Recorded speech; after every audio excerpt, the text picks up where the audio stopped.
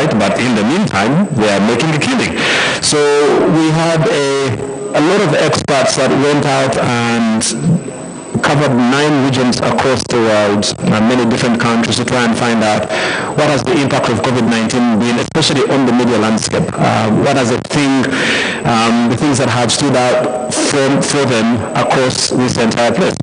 My job is not to tell you what's in the publication. My job is to tell you about the people who are coming to tell you about what's in the publication. So we're going to do that. But first, to observe all protocol and fulfill all righteousness, we are in a wonderful, wonderful place called MCI Hub, which actually came to life in the middle of the pandemic, interestingly. I was here in this very facility when it was being opened and when the last patches were being put on and hammers were being nailed, and it's amazing to see what's happened as a result of COVID in one way or another. And I'd like to welcome my very good friend Abbas Mpini, who's the CEO here at MCI, to come and welcome you as our host and get us going this afternoon. Please give him a hand clap as he comes. Sanitize. Someone going to hold the mic. Hello. Hi.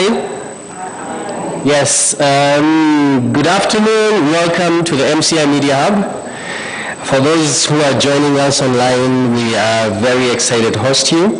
My name is Abbas Mpindi. I work as the CEO of Media Challenge Initiative. It's an absolute honor to start this event, but also to kickstart the conversation around how the media has been impacted by COVID-19. Like Ben highlighted, we opened the MCI Media Hub in the middle of the pandemic, so you could argue that there it's a catalyst in terms of how we were challenged to think across the board how we could create a space, even at a time when everyone was going indoors, to know that after the pandemic, whenever that will be, such spaces will be needed. But also even now, as we convene here, again in the middle of the pandemic, to understand that spaces like MCI Media Hub and other innovations are very, very crucial. For our part, as an organization that is building the next generation of journalists, we do believe that this publication provides thoughts and ideas that our young journalists can go through and also be able to learn from. So I want to thank the Konrad Adenauer Stiftung, who are our partners and really, really responsible for, in one way or another, finding MCI and giving us energy and life to move. So please, let's clap for KAS. Yes. I also want to highlight our other partner, Media Focus Africa, here with Jan, who are working with us on this project. And I think that one of the things that we'll find out today are the different articles or writings that are in this book that we will get to discuss. If you haven't received a book, we'll be giving out one. And we have a library behind there, so they are already packed in there. You can walk. Feel free to read even when the sessions are going on, so that you have something to contribute. My job, again, like Ben Wiener said, I am to introduce, welcome all of you to the MCI Media Hub so that you can feel at home. So with those few remarks, Ben, allow me to welcome all of you here at the MCI Media Hub and feel at home, but most importantly, network and get to know each other and be present as the sessions are going on. So thank you.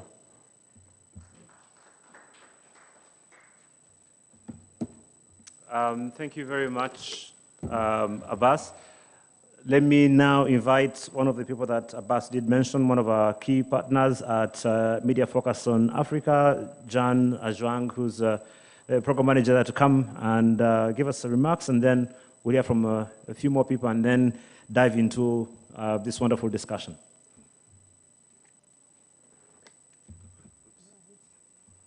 Thank you, Ben, and thank you, everyone. Good afternoon to you all. How are you keeping? Right, about 2 years ago, we didn't know that masks would be part of the furniture, and now here we are.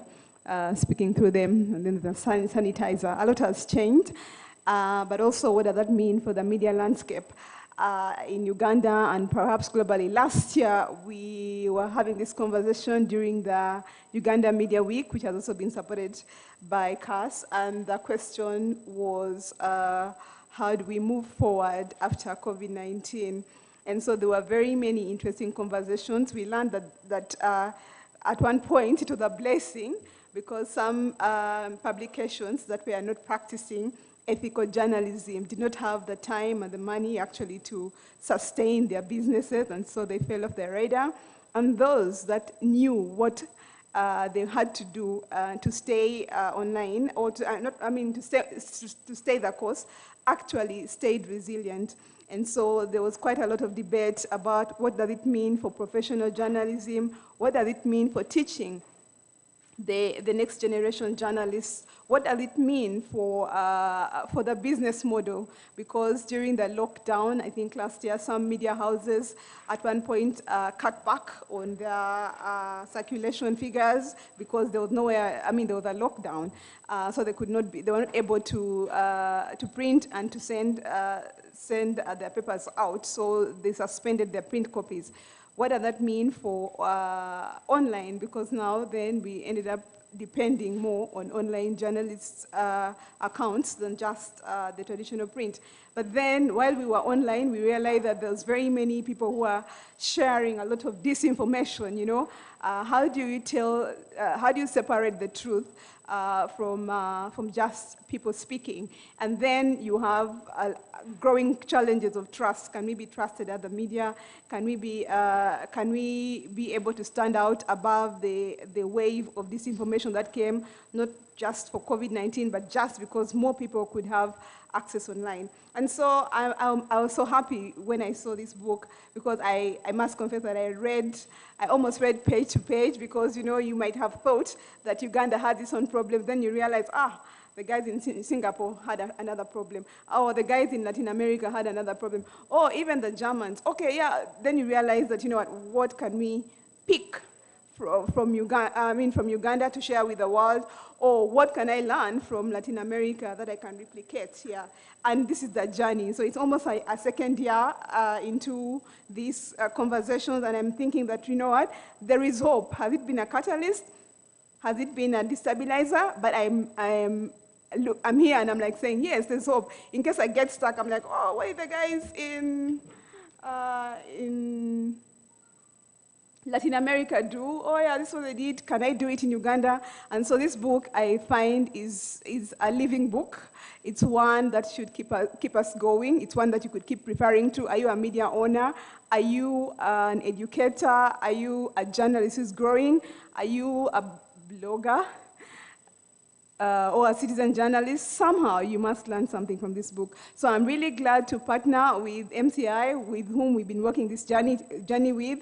While we deal with more adult journalists, Emcee is dealing with the next generation journalists, and we find that there's a great opportunity for synergies.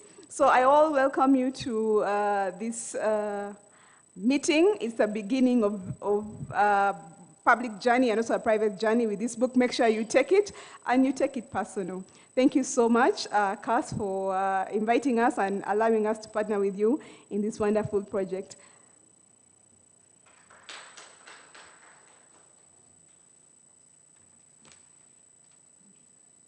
Thank you very much, John. You're right about this whole mask sanitizer thing. I just noticed the other day that my hands are lighter than my face. I don't know if you take a look at yours, if it's the same, but I think because of just using too much sanitizer, I look like I've been bleaching. True story, by the way, I actually went and measured. You know how you switch on the light and make it dim enough, and then you can see your hands in the mirror, but not the face. So obviously, we have learned that COVID-19 has become a bonus for some people as a bleaching agent. You don't have to worry too much about that for those who wanted to do that. Jan did mention that our main host for today, of course, is Konrad Adenauer Stiftung, who have put this wonderful publication together for us. And I'm going to ask Judith Atim to come and tell us just a little bit more about this before we then get a keynote speech about this and then have a wonderful discussion. Please welcome with me Judith Hatim.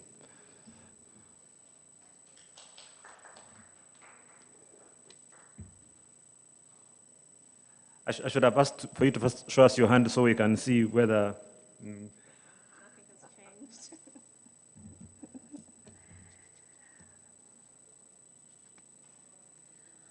Thank you very much, Ben Mwine, our event MC for today. My name is Judith Hatim. I am from Konrad Adenauer Stiftung. First of all, I'd like to take this opportunity to welcome each and every one of you. We don't take it for granted that you took time out of your busy schedules to be here with us, to be a part of this conversation. Thank you very much. To our partners, Media Focus on Africa, Media Challenge Initiative, we are really grateful for all the support that you've rendered throughout the preparation journey to have this event take place. MCI, we're also very thankful for the space, for providing us with this wonderful venue. It wouldn't have been possible for us to be here if you hadn't given us this opportunity. So thank you. To all our participants, to those who are joining us both physically and virtually, we appreciate very much the time that you've taken to be with us. This publication, Catalyst or Destabilizer, COVID-19 and its impact on the media landscape worldwide, is a very interesting one that I would encourage each one of you to find time, flip through. I mean, before you leave this place, just scan, even if it's just the introductory page, there's so much that you're going to learn.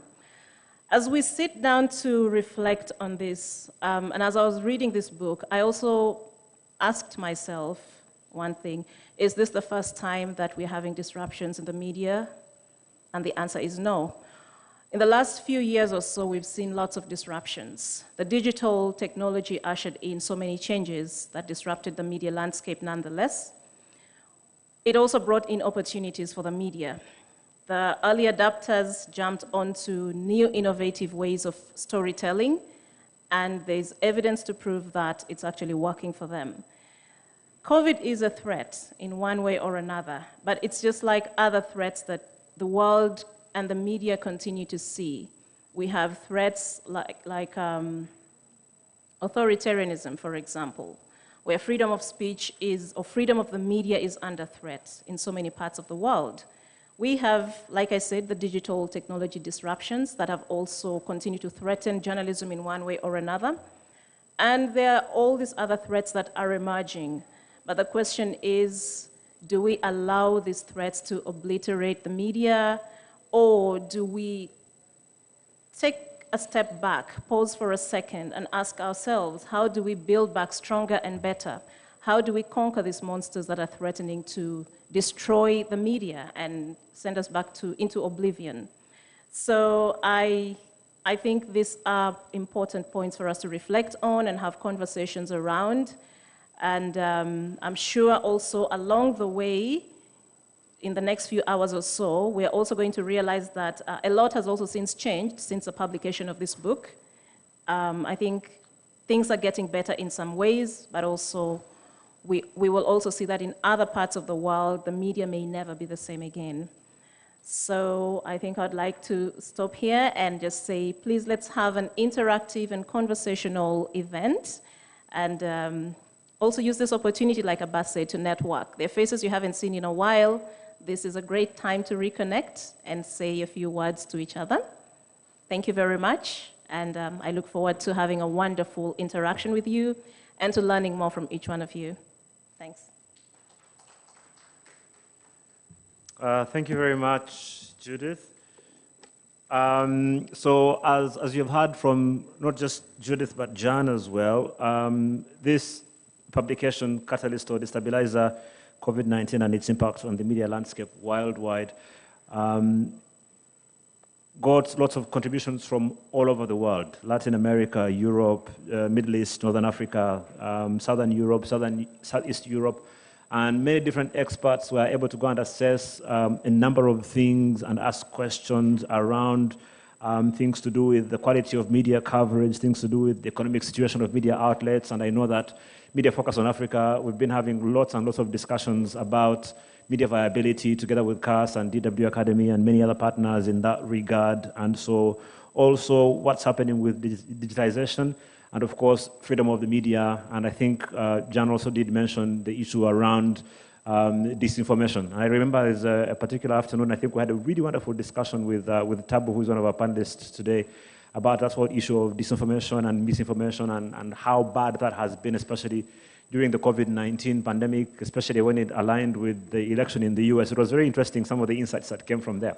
So, but now, let's hear from the horse, I think, or from the horse's mouth, yeah. And we're glad to be joined online by the head of the KAS media program for Sub-Saharan Africa. Christoph Platter is joining us online. Christoph, good afternoon to you. If you can hear us, can you please say Murimutia? That's how we say, how are you here in Kampala? It's good to hear from you. And we look forward to hearing what the thoughts from you have been on this as we get a keynote from you, and then we'll have a discussion on that. Good to see you, Christoph. I'll hand over the microphone to you, and you're very welcome. Over to you. Thank you very much, and greetings from Nairobi, and thank you for inviting me to give the keynote at this very important meeting. I'm very happy that my colleague Anna Reisman from KAS in Uganda has been very active in putting this together and also in reprinting this publication that we did a couple of months ago. Catalyst or Destabilizer, well, I think it is both, and we have to face that it is both. And we have seen that in many crises there is also opportunity, but I don't want to diminish or I don't want to reduce the actual impact that this pandemic has had on all of us. Everybody suffered under the pandemic. I think our moderator mentioned it earlier on that the only people who don't want the pandemic to be over are those ones who are becoming wealthy on all this PCR tests that they are conducting. But I could also add that those ones who are importing medical equipment and face masks probably would also wish for the pandemic to last a lot longer.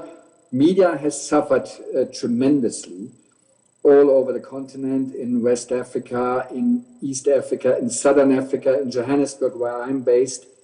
A lot of newsrooms have been closed or have been reduced tremendously. Thousands of jobs have been lost all over the continent. Papers and media houses are struggling. It's a tremendous loss in creativity, in ideas, but most of all also in hopes and passions. And it is a brain drain. However, the devastation also had another side of the coin. Because, number one, media consumers on the African continent realized the importance of verified information. And you certainly don't get such verified information in dubious tabloids with titles like Red Pepper and others that pretend to be media and of nudity and gossipy trash. But middle classes in Africa, since the pandemic, are to an increasing extent prepared to pay for information. And that's a very, very good sign. You all might remember that 2 to 3 years ago, in many households on the continent, when it came to media consumption and consuming media and assessing information, there was generally let's take it for free attitude. Because you could get, if you wanted serious information, you get a bit of BBC here, a bit of Financial Times there, a bit of KBC here, and a bit of your local paper there, and that's it, and the information requirement was sufficed or was satisfied. And that has changed dramatically during the pandemic. I remember 3 years ago, KAS Media Africa organized a conference of publishers from English-speaking and French-speaking countries on the African continent in Accra in Ghana. And all the publishers who were there, the younger ones and the older ones, and some very famous publishers, they all agreed a paywall does not work in Africa. Because people if they have exhausted the 10 stories that they can click on a particular website in a month, if they have exhausted that, they move either to another device or they move to another website and another source of information. We said the publishers from Nigeria, from South Africa, from Mali, from Niger, and other places, we can't do a paywall on this continent. But that has tremendously changed because all of a sudden, people who can afford it realize that in the pandemic, I cannot rely on the trash media that is around, but I have to rely on serious media, on media that is investing into investigations, that is investing into training. Why?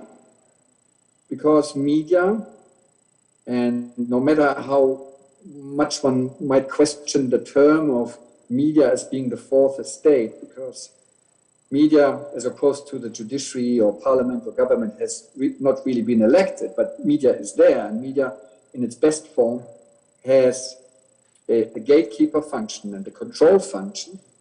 Media, especially in the pandemic, has proven that it can be worthwhile to help the media because they source us and they provide us with information that is important for me and my family, for the health and well-being of people around me, and for my opinion-making process.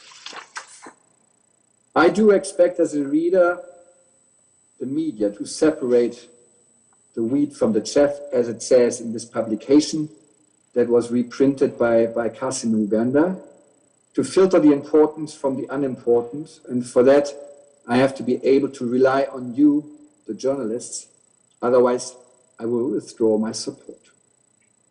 News have to be verified, and I think we have witnessed during the pandemic in the last almost 2 years that fact-checking organizations like Africa Check, for example, with its head office in Johannesburg and branches in Nigeria, in Senegal, and here in Kenya, where I am at the moment, Africa Check has been doing excellent work, and Africa Check has been facing an increase of traffic on its website and social media channels that is more than eightfold of what it was in pre-pandemic times. Africa Check is being flooded with requests by people who ask them, could you please verify if this information is true? More and more journalists and newsrooms are turning to Africa Check to help them verify information. But there's also other possibility or other opportunity or other good signs in these dire times for media. There is an outburst of creativity. And one of them, or two of them, let's mention two of them. One of them is the news website 263 Chat, which is being run by our partner Nigel Mugamu in Harare in Zimbabwe. And the other one is The Continent, the first Pan-African newspaper that is distributed by WhatsApp once a week by a newsroom based in Johannesburg in South Africa. These two are using new technologies, or in the case of 263 Chat, they are reinventing old technology, if you want to call an SMS old technology or a text message. Because what they realized in Zimbabwe is that not many people do have smartphones that are actually able to download a WhatsApp, a paper on WhatsApp, but they could download it as a text message. So the colleagues in Harare, they are distributing their newsletter and their information by text message. Whereas the colleagues of The Continent in Johannesburg, who are, The Continent was founded a year and a half ago by a guy called Simon Allison. He used to be the Africa editor of the Mail and Guardian. Simon and Nigel met at a conference of KAS Media Africa in Botswana a couple of months before the pandemic, and they talked about distribution processes. And then the pandemic started, and all of a sudden the colleagues who were starting The Continent realized, oh, we really have to hurry up, because now we even have closed borders. We don't have any possibility to distribute printed matter during the pandemic, let alone to travel and meet one another or to send journalists and do research in other countries. So they were beating the technical challenges. They were thinking of low production costs. And now the continent has a readership of around about 100,000 readers, in more than 100 countries. In the English version, the people around Simon Allison are thinking of a French version. There's even discussion about an Arabic version. And the continent is being distributed. I think it has a maximum of 32 pages. It's being distributed as a PDF by WhatsApp. It's free of charge. And all of a sudden now, the advertising industry is getting interested. I'm not glorifying an example like 263 Chat and the continent, but I think these are shining examples against a lot of the trash that we still find as printed matter and on the airwaves on the African continent that claims to be journalism, but is not really journalism if we look at it thoroughly. New technologies also that other creative people and journalists have ventured into, audio podcasts. Audio podcasts can be produced very inexpensively, and the software is free of charge if one takes one of those softwares that is available free of charge, and also with very easy phones or very simple phones, one will be able to listen to these voice messages. But where you might ask now is the revenue in all this, because the pandemic has also encouraged a crisis of financing good and trustworthy journalism that was already there before the pandemic. Yes, the crisis has accelerated the urge of publishers and of newsrooms to get money, to gain access to resources. And as you all know, there are different ways of gaining resources. There is a rush for donors' money, which the rush is even getting, for my feeling, a little bit worrying. This rush is both understandable, but worrying at the same time. Why do I say that it is worrying? I do say that I think there's no harm in getting money from the European Union or the Bill and Melinda Gates Foundation or the Open Society, but only to kickstart your project or to save your project for a limited period of time if it runs into trouble. I do think sustainability for media is very, very important. I'm having a lot of discussions about this with our friend Abbas Mpindi in Kampala. And I know that there are a lot of challenges to deal with donors, and there are a lot of challenges to actually pay salaries by the end of the month.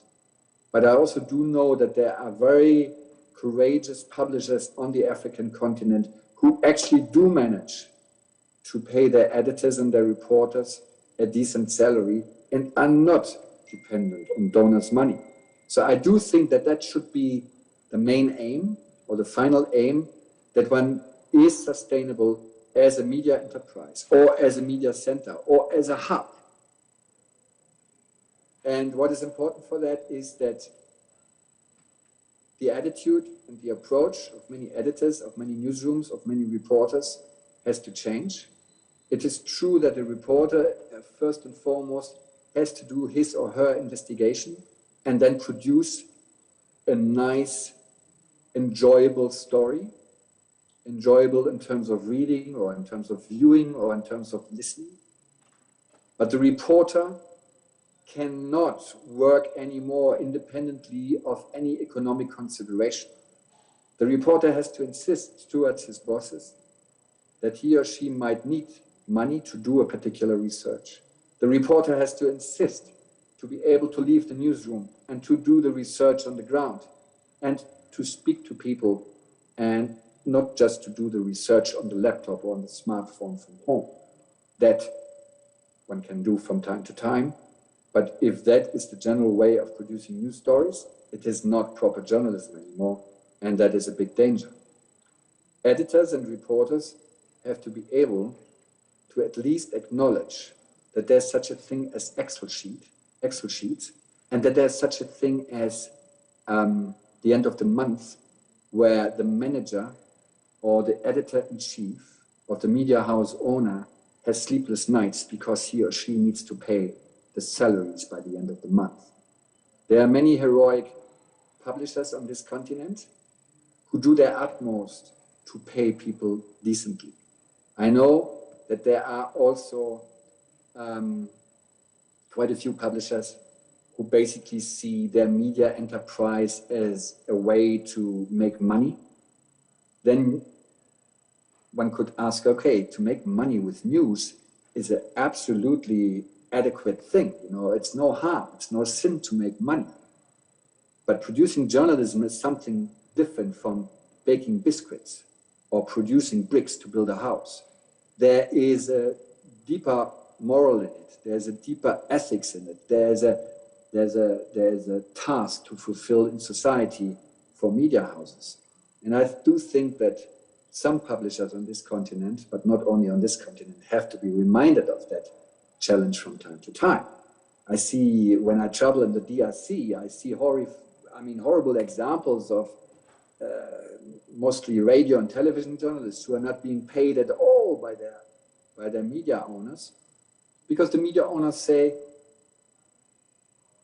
see to those people that you are writing about, the politicians, the business people and others, that they pay you. And I know that these developments are not completely alien to Uganda neither. It is a worrying development, because I think journalism has a bigger task than just to portray politicians and business people in a way that they like. I was at a conference in Vienna some time ago, and I observed that there were some Eastern European investigative journalism media representatives who actually sat there in these discussions that we have had about the sustainability of media enterprises, and they said, you know, it's so nice to be financed by donors because we don't have to worry about all the money. You know, we can look into all these topics that we always wanted to do, topics that are special and maybe sometimes topics that are not so attractive for the masses.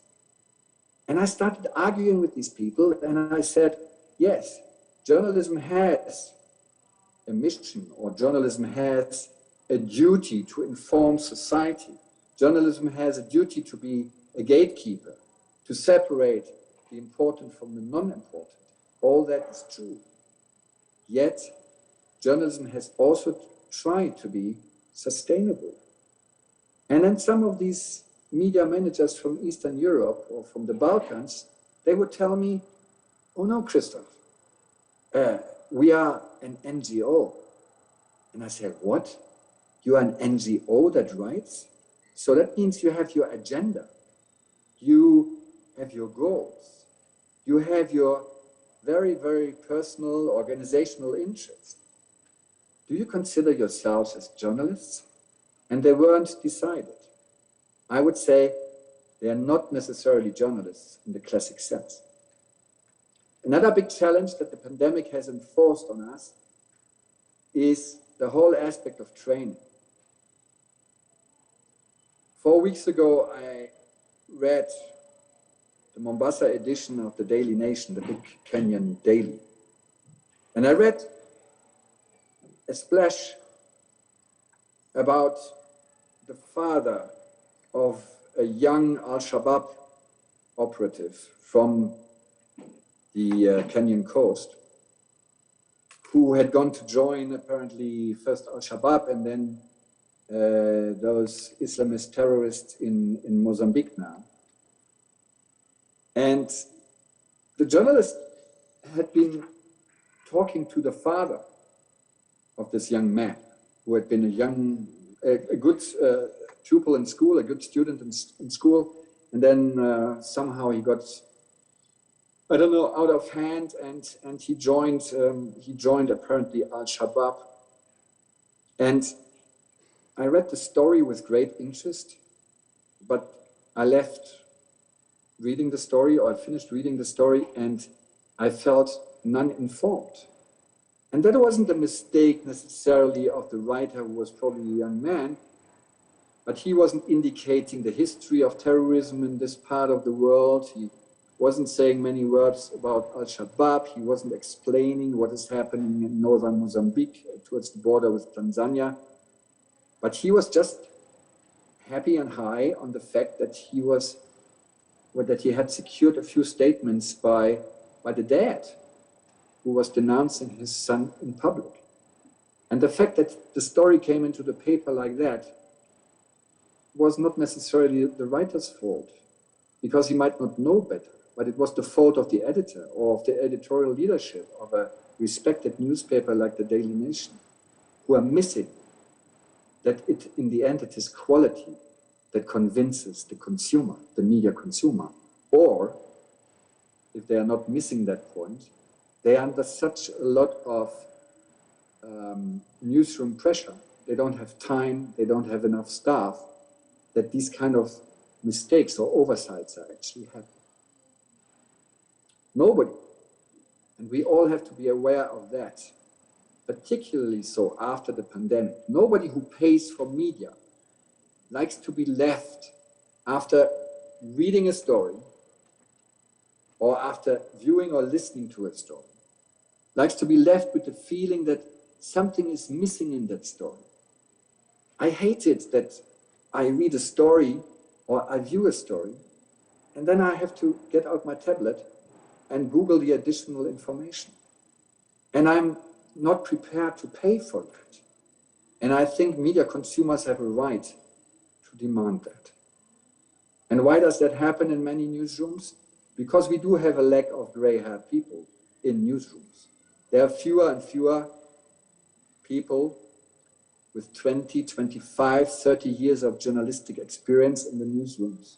And we need to try to bring some of these voisins back into the newsrooms so that they can take the younger ones by the hand and say, okay, like, you know, at the introduction of multi-party democracy in Uganda or Kenya, we had a similar tricky situation and we reacted as journalists or editors like this, like that, because this and that can happen. All that is very, very important. So whenever there's an opportunity for young journalists to get the mentorship or the advice of some of the older ones, the gray-haired ones, please try to make use of that. And what we also do need is more exchange between newsrooms.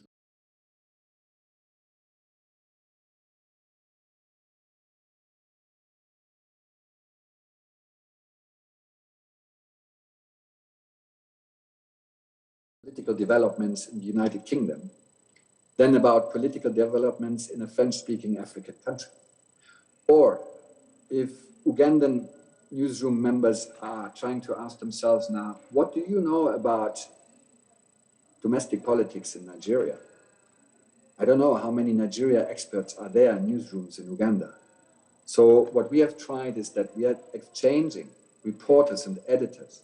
We are sending editors from Kenya to a newsroom in Nigeria and vice versa, in order to encourage the exchange also on the continent. And I would like to underline that, in my view, we need a public debate about what journalism actually is and what it is not. The Ugandan Kalinaki and a few like-minded Ugandans discussed, for example, the opportunity of a writers' guild, because there are very many people in Uganda, but also elsewhere, who say that they are journalists, and they are just using this title, this self-acclaimed title, to blackmail politicians and business people to pay them money for a positive coverage. And we all know that these people are crooks. And I think And by the way, this is not only an Ugandan problem. We have this problem in South Africa, brown envelope journalism. We have this problem partly also in Europe, that we have a media that claims to be a media, but we need to differentiate between the trash in the media and the serious one. And the world over, in Europe, but also on the African continent, there's a tendency amongst media practitioners, media people, not to criticize one another. But have you ever heard of a doctor who has molested patients and mistreated them and exploited them, who would still be protected by his fellow doctors? No. So why does it happen in journalism? Why don't we speak more openly, especially now, about those rotten eggs amongst the journalists who claim to be journalists, but who are actually only crooks and who don't pursue what we understand under serious and informative and important journalism. This would enable the society that journalism is supposed to serve to know who is a serious journalist and who is not, and to know which media house produces serious journalism and which media house doesn't. The crisis, the pandemic, has enforced the catharsis media was going through even before the pandemic. There are other models where readers are being asked to contribute and to donate, where the diaspora is being asked to contribute to newsrooms so that the diaspora can, on the one hand, hear and see what is going on back at home, and on the other hand, help media to survive. And I must say, and it's a sad message, I think, that not only the good media houses will be amongst the survivors, but there is also reason for optimism, because our media program that organizes conferences, though we are based in South Africa, we usually organize conferences elsewhere on the continent, a lot in French-speaking Africa, but also here in East Africa. And ever since we started traveling again, since about a year ago, I'm always mesmerized and surprised and heartened by the fact that there are thousands out there who still want to become journalists, who still have this drive and this passion and this urge to tell the story. And the other reason for optimism is that there are very, very creative people out there, like Nigel Mugamu in Zimbabwe, Simon Allison in South Africa, or our friend Dapo Oluronyomi in Nigeria, who keep on coming up with new ideas, and they develop these ideas, and then they try them out, and then they exchange their experiences, and then the one might be inspired by a particular business idea to copy that or to adapt it to his particular situation. That is something that KAS Media Africa is also trying to do, to exchange, to encourage the exchange between media practitioners on this continent about how to tackle the challenges that we face. And I want to close by saying, yes, there will be journalism after all, even after the pandemic, and that there will be good, serious and sustainable journalism. That is everyone's challenge here today. Thank you very much. No, thank you, Christophe. I'm going to ask you to stay online with us because we have a panel coming up, and I know there's a couple of questions that will probably be coming your way from our audience here as well. And you did mention a couple of things that you also noted in the publication that are very interesting. Of course, without mincing any words, you threw around some really tough words like journalistic rubbish, semi-pornographic. I was like, hey, Christophe, be gentle. Eh? You're being a bit tough on the guys, but I do hear where you're coming from. You also mentioned, Christophe, the issue of the fact that you think that COVID was simply a turbo, and a turbo is basically something that accelerates something that's been going on. You seem to suggest that COVID simply, exacerbated a situation that had already been going on, and what it simply did was simply amplify situations that had been brewing already and maybe was not necessarily a singular factor in the challenges that we have faced. So some very interesting things that you mentioned there, but I'm going to hand that over to a panel of experts here with the media in Uganda to respond first to what you have shared in your presentation, and then also to take some questions from audience and online, of course. Please do join us if you're online. Don't forget to tweet and tag us by sharing your tweet, and you can use at KAS Uganda. If you want to tag us, you can tag me as well at Ben Muin, and of course tag MCI Media Hub as well, so we can hear from you. If you have any questions as well, especially for our online audience, we'd love to hear those too, so you can get in touch and share those. Right, let me introduce my panel. My co-moderator for our next session, someone who also, of course, has been in this space and has a lot of questions. She's been here already, you've seen her as a program manager for Media Focus on Africa, but Jan Ajwang also comes in her own right as an expert. She's been a journalist, she's been in those editorial rooms that you talked about, Christoph. So before she became a big boss, she was actually in the trenches, writing stories and fighting for bylines. And then she went and got some more education from Cardiff and came back with a master's. And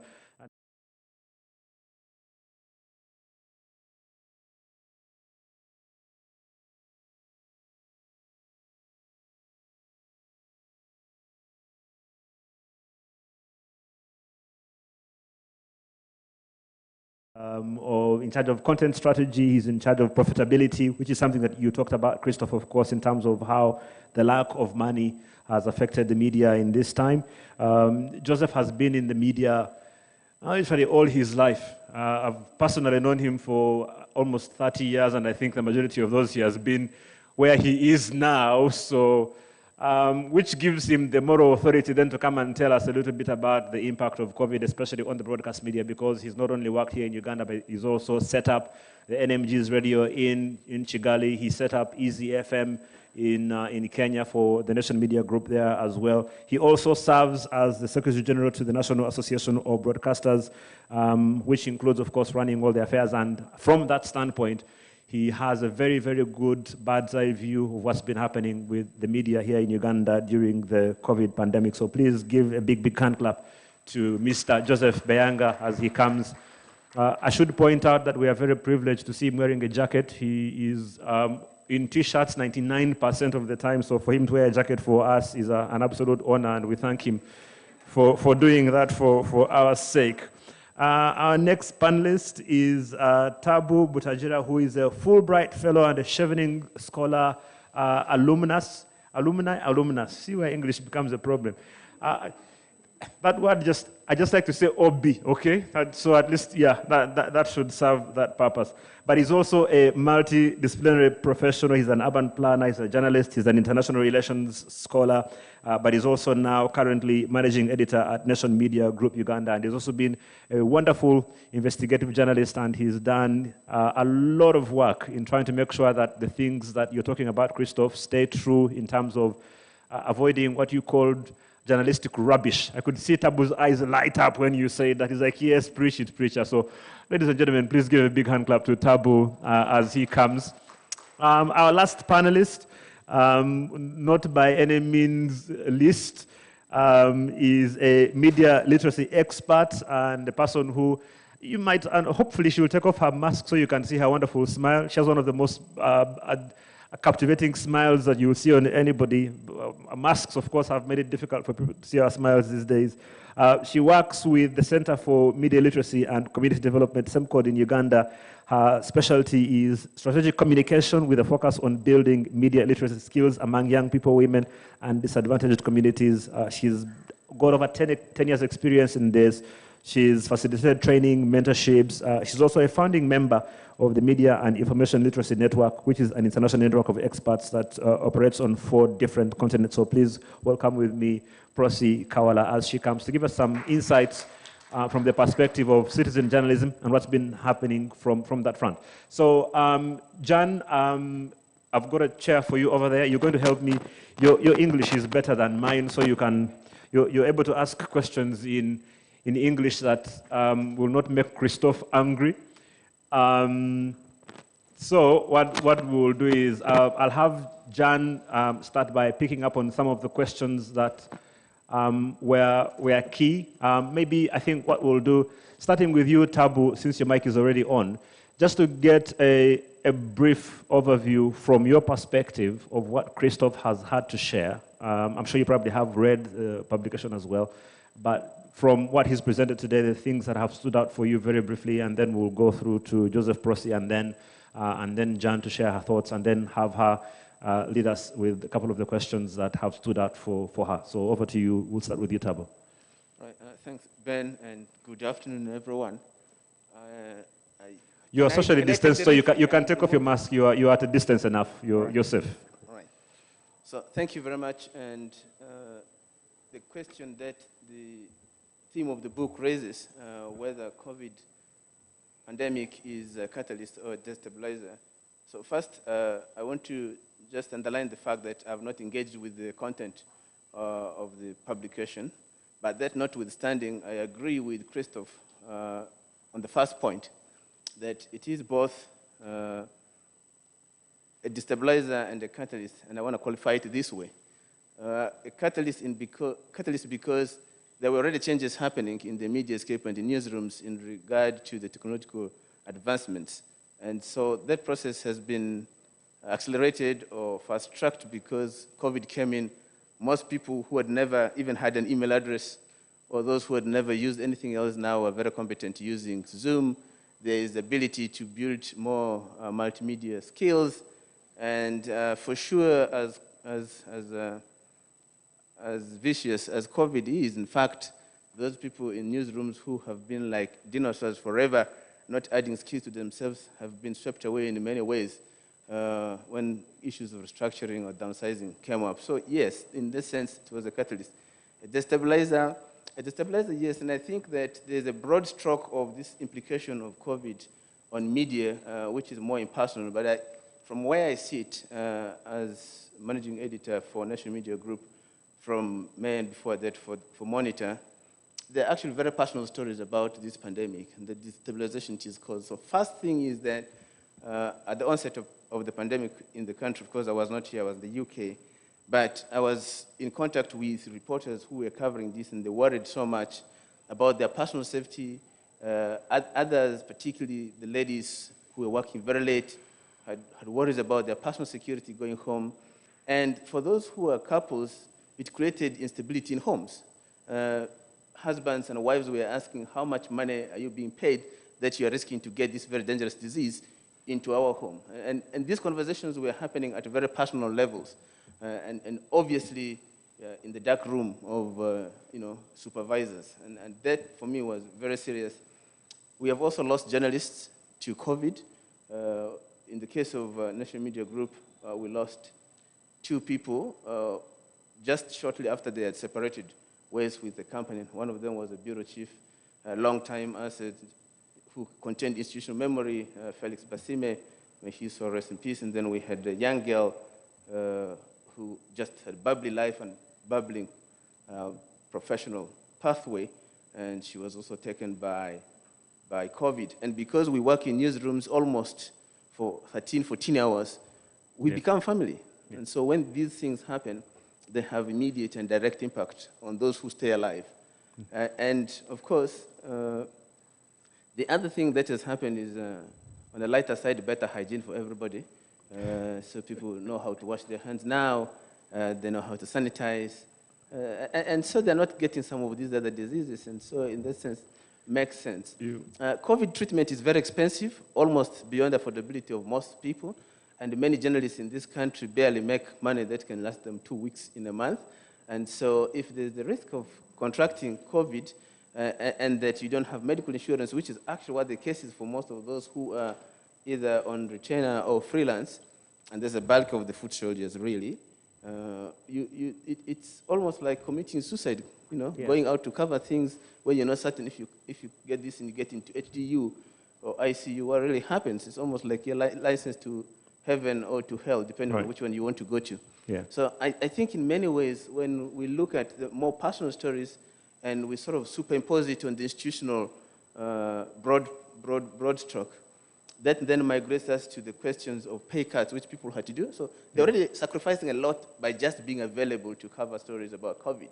But then they have to take a pay cut, right? Instead of being rewarded for hard work and for the risk you're exposing yourself to, actually your salary is chopped. Yeah. And because you have nowhere immediately to go, somehow you accept it, even if grudgingly. In fact, you even sign it up, right? So these were really very traumatizing experiences for me, seeing people go through in real life. And you say, so if this is a problem for individuals, what about for journalism? Right? If a person is that distressed, what journalism can they do, right? So that's the question of impact on journalism, right? If they're having to think about where their food is going to come from, how are they able to maintain their integrity if they're faced with any odds? So that becomes an interesting thing, and we'll come back to that. Just to remind you, when you're not speaking, please do switch off your microphone so we don't have too much feedback.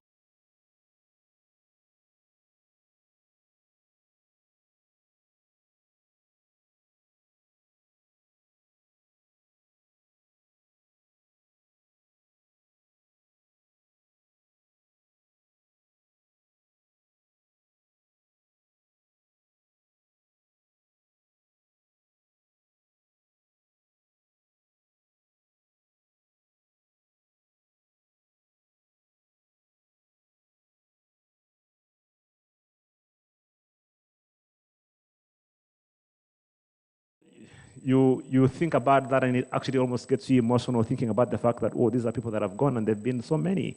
And it's been quite a huge challenge, and it's horrible. Let's hear from you, Joseph. Sorry, Ben, I know you want to go to Joseph quickly, but I just wanted to point to this. So what is related to that is no newsroom is ever prepared or even thinking very creatively about psychosocial support for journalists, right? So they go through all these processes. They assume that journalists are very courageous and bold people, and somehow there's all this emotional turmoil that is consuming people internally. And I think the question of psychosocial support in terms of either outsourced or in-house services is hugely important. That's an absolutely big deal. It's a conversation we've been having with some people about mental health in Uganda. I'm a huge advocate of the fact that we have a big deficiency in the way we treat mental health, and especially when you look at it from the context of journalists, like you say, they have to swallow tear gas on a daily basis, go home to a poor paycheck, and yet still have to deliver a good story. So that cannot be easy. Joseph, broadcast, not only from an NMG perspective, but also you are here wearing a much bigger hat as an SG. Yeah, you have no hair, but which is probably why the hat is good for you too. As SG of, I have authority in his life to say things like this, so no offense to him, and he'll probably come back with a much better retort than me. From a NAB perspective, as SG, how bad has this been for the broadcast industry in Uganda? Again, also in the context of what Christophe has been sharing with us this afternoon.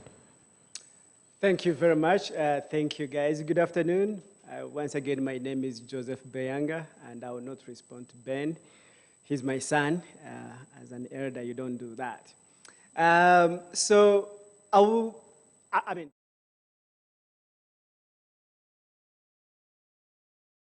and I said he was reading from my notebook. What has been clear, what COVID showed us is professional journalism has no substitute. In the wake of fake news, everything happening, people throwing all sorts of conspiracy theories and everything in your WhatsApp group, people turned back to the trusted source. That is actually, I think there are still people who believe 5G causes COVID. So people got a lot of fake information, and when they needed to verify it, they came back to the trusted media houses. When the public officials needed to communicate, they came back to the trusted mainstream media. And I'm talking about, for Uganda's case, all of us got the president's address on COVID, and all of them on media. And in the beginning, media houses were asking, we need money, we are giving airtime. But then we said we need to be alive fast so that we can go through this unknown situation and we go to the other side and make some money. On the low side of COVID, I don't know if it's the law or whatever, let me just throw it there. COVID came, and as the lockdowns came, schools closed, churches closed, bars closed, and many other things closed, even some markets and supermarkets. One thing stayed open. Media stayed open. All of a sudden, media became a worship house. It became a classroom. It became a bar and a dance floor. So that's what COVID has done. It has not just disorganized, but it completely disrupted what we were doing. What we'd wake up every day to put out as organized content and all that, all of a sudden we had to rethink it so that we put out content that is relating and connecting with people and serving a purpose. Because if people are not going out for entertainment, they need their entertainment. We had to fill that role. So media became all sorts of things, and I'm speaking mainly for broadcast media. And from being churches and worship houses and discotheques and classrooms and all that, there came another reality. As supermarkets were closing and retail of fast-moving goods and all that, people not sure of market and business, they retracted. When they retract, one of the things that goes fast if Coke is not on the shelf, it will stop advertising. Yeah. When they stopped advertising, and you know what happens with the media houses, most of our revenue, if not all our revenue, comes from commercial advertising. So most media houses, I think broadcast, only less than 20% of broadcast houses are profitable. So COVID found an industry that already had underlying conditions. What happened is our journey to ICU was fast-tracked. So the disruption just came very fast, and the ailing man ended up in ICU. Many have since not left ICU. We can say rest in peace, I mean the media houses, just like our friends, our practitioners. But many others are still ailing. And the funders are putting in money, what Christopher called donations, but they're not seeing the future. And along the same time, the regulator, Uganda Communications Commission, was reviewing the licensing regime for broadcast media, particularly radio. They were moving from a 1-year license to a 5-year license.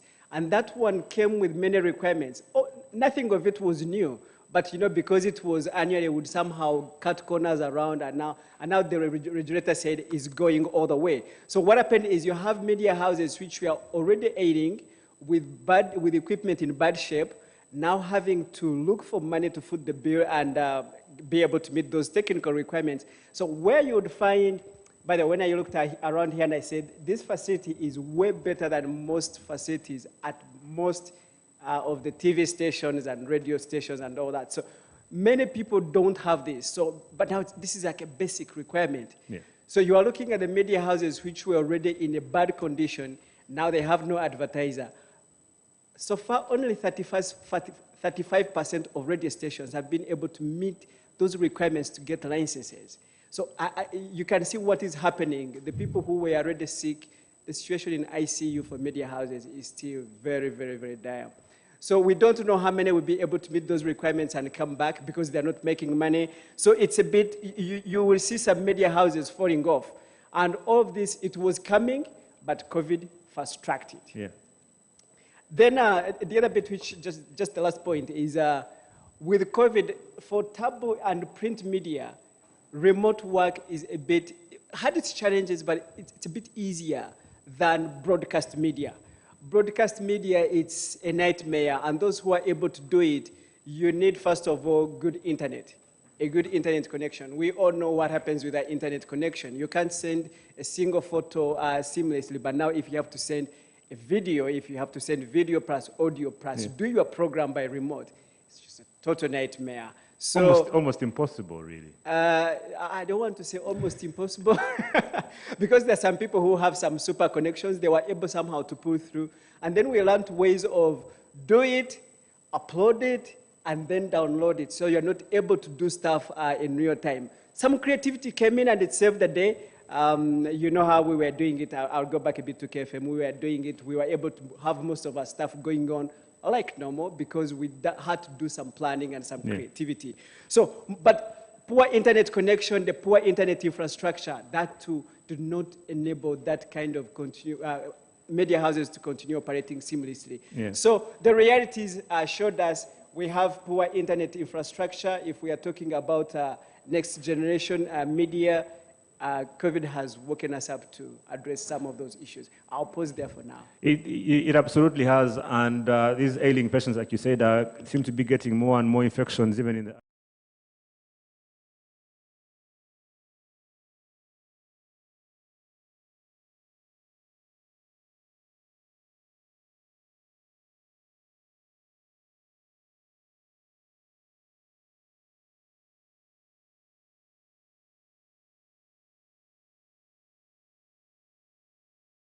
saying that I am not going to lie, I will brag. I really enjoyed being able to drive past curfew and feel important for once in my life.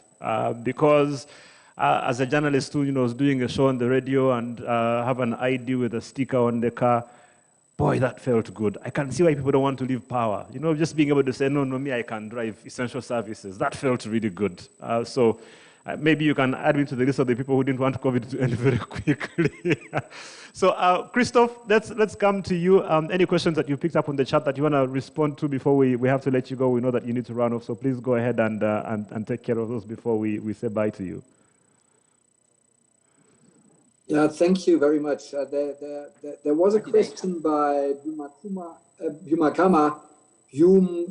Byamukama, sorry, from Radio Mama, and the question said, "Hi, Christoph. We have the ever-growing problem that senior journalists, they leave the profession. And we know that. I mean, that's not only a problem here on the continent, but we know that's in Europe as well, that once journalists and editors become a bit older, they either look for greener pastures or they have to look for positions where maybe the pressure is a bit less than the daily pressure in the newsroom. Or they are just getting a very interesting offer in a think tank and elsewhere. And that's what the question from this colleague from Radio Mama says, what can we do against that? And of course, there's no perfect solution to that. But I do know that, I mean, especially here in East Africa, there are quite a few gray-haired people around who have left the newsrooms, who are very willing to give advice here and there. I mean, I'm talking about Charles Onyango Obo, I'm talking about Joseph Odindo here in Kenya, I'm talking about Catherine Gicheru, and I'm talking about Sheila Kawamara, although she has left journalism a long time ago, but she still has a lot of knowledge how to deal with particular situations of pressure. People like Daniel Kalinaki, I don't know whether he has gray hair already now, but he's getting there. So, I mean, these people can be asked to come into a newsroom, to come into a gathering from time to time and to discuss some of these issues. And I know that these people are prepared. This is not the ideal solution, but there are people who are willing to share their knowledge and their wisdom with the younger colleagues. Thanks a lot, Christoph. I should point out to you that Daniel Karinachi is like Joseph. He has absolutely no hair to go gray, so he's devoid of any. I don't know if any of the members on the panel had any questions for you, Christoph, before we let you go. Jan, do you have anything specific that you wanted to ask Christoph before we let him go very briefly? And Joseph, okay, so Jan has a question, Joseph also has one, and then we can let Christoph go. For Christoph, we noticed that the outburst of creativity has mostly been leaning on technology and new media, but we know that in Africa, radio still is king. What happens to the rural-based journalists who is actually stuck with the airwaves on radio? How do they move forward?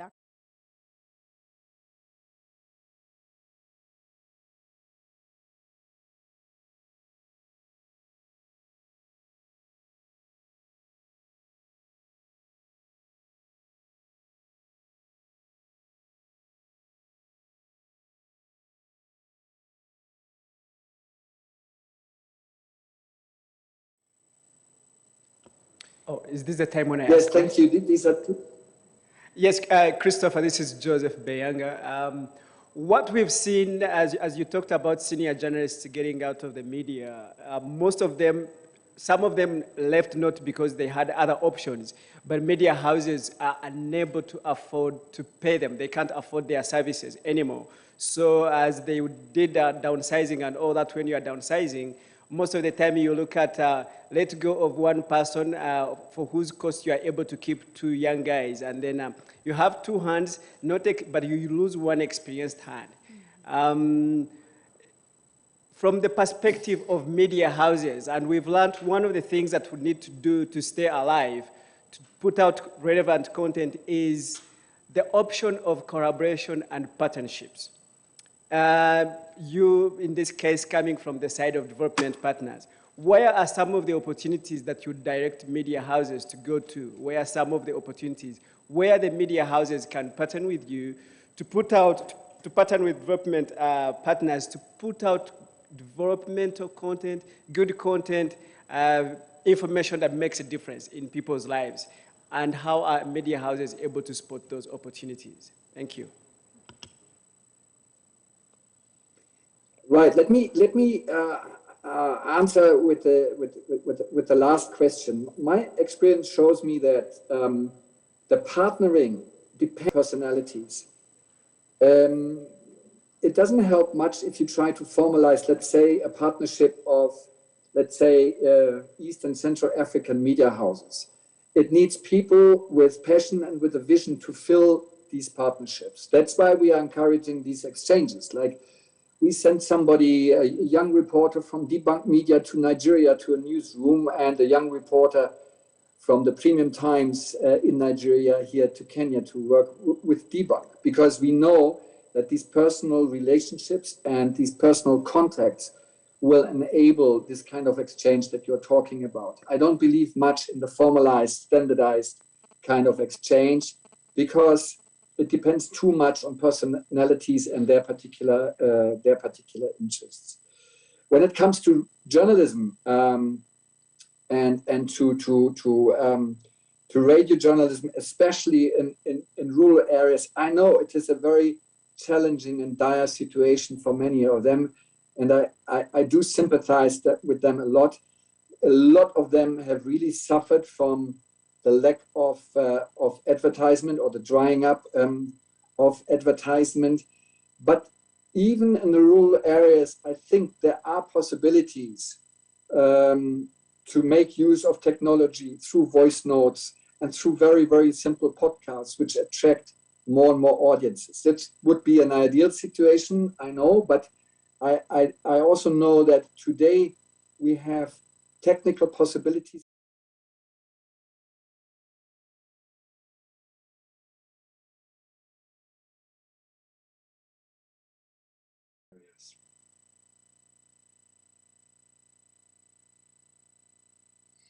I have to excuse myself now because we are launching this book. Let me hold it into the screen. We are launching this book. Charles Onyango Obo has done a wonderful book called Pioneers, Rebels, and a Few Billions, 150 Years of Journalism in Eastern Africa.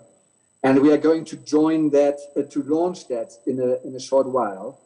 And that's why I would like to excuse myself now and say thank you that I could be part of this discussion.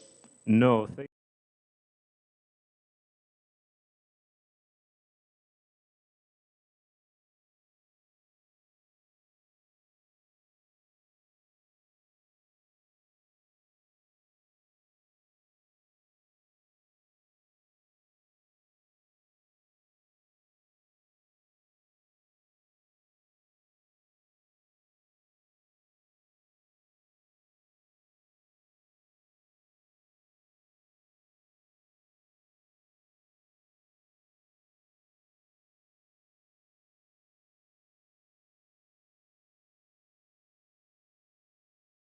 I'll let her then take over for a few minutes, and after you to try and take us through those before we do our breakout sessions. All right, thank you, Ben. Once again, my name is Prosi Kawala, and I work with the Center for Media Literacy and Community Development. I want to begin from a point that was made about the COVID-19 pandemic finding a shaky ground for the media. And indeed, as a person who works with communities, advancing media, you find that we had issues to do with trusting what the media says. And when COVID-19 came in, I think that public trust degenerated. There were issues to do with access to information. And when we say access to information, I mean accurate and verified information that we grappled with when COVID-19 came in. We have a network of about 125 young people who are stationed in different communities. And these young people do help to collect information and take it to the radio stations for broadcast. So when COVID came in, the first thing anyway was fear. You know, these are not your everyday journalists. They're not professionals, but they're young volunteers who are passionate about seeing things happen in their communities. Like report about something like lack of water, do kind of monitoring to see if at all their communities are really moving at the same level of development like the rest of the country. And so when COVID came in, if a professional journalist can be scared, what about the ordinary young man and young woman who is just passionate about developing their communities? So that really hit very hard. Of course, we got calls from all over, like, what next? What should we do? Should we just sit back? And also, what I would like you to note is that this structure that we've created is quite reliable.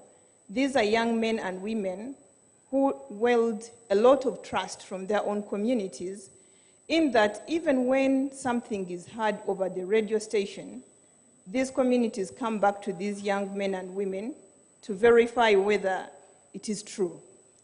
And that's what happened.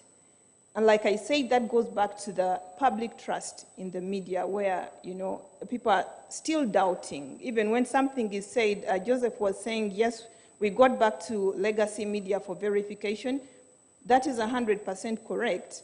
But because of that suspicion somewhere, people still want to verify more. They're not sure whether, is it really, really, really the truth? I mean, that's what will come out. So somebody wants either to ask a friend, and in our case, they want to go and ask the community reporter. So it was really something that brought in verification issues, the need for verification. And for us also, of course, our community reporters are not like well-skilled when it comes to verifying information.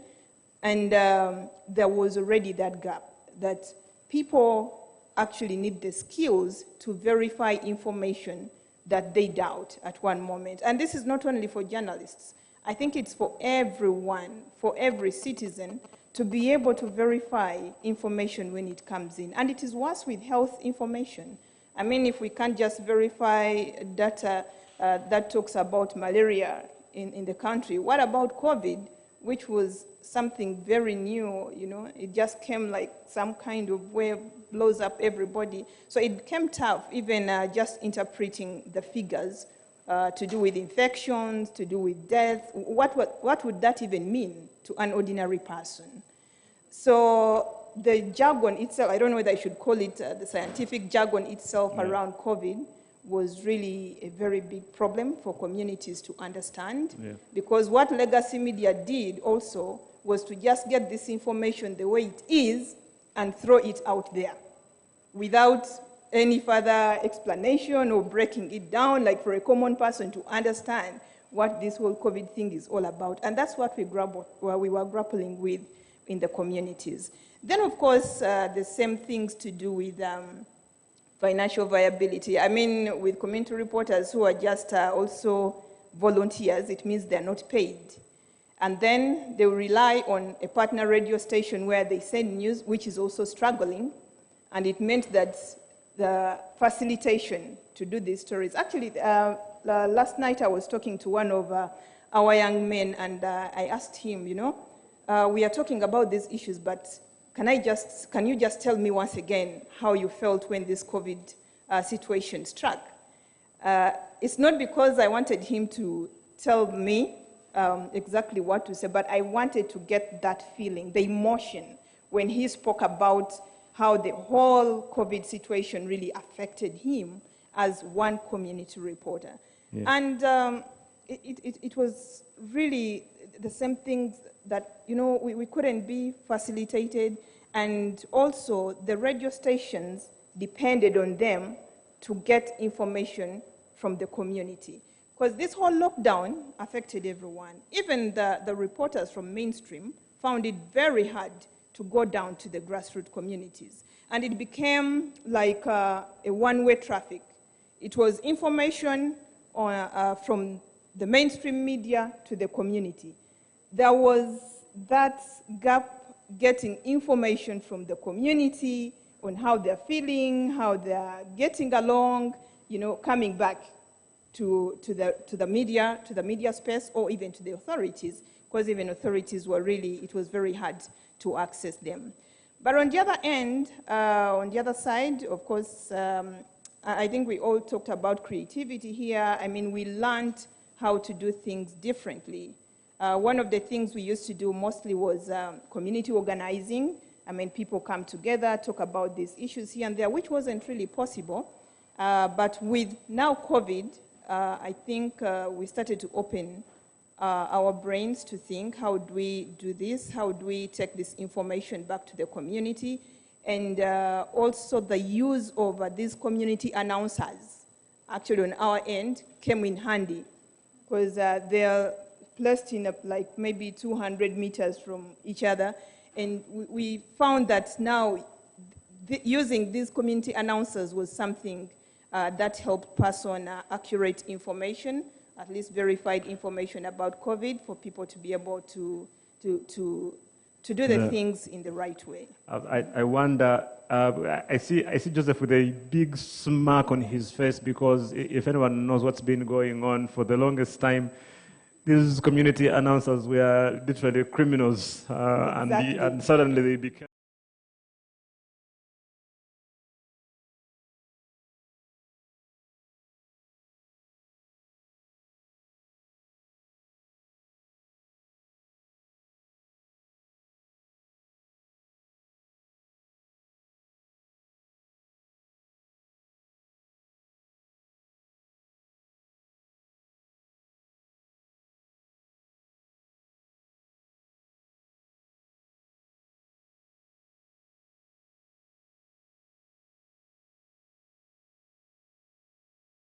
community announcers. Is there a better word for them, because they're practicing journalism anyway? They are called Bizindaro. Joseph, be kind. So just going back to the conversation, I mean the bit of the speech by Christophe, and also some reflections. What do we do? He mentioned brain drain and the people who have left journalism just in the peak of the pandemic. How do we get them back? Now that we have seen that from this book, there are some ways that have come out that people have been able to survive. There's some places of resilience.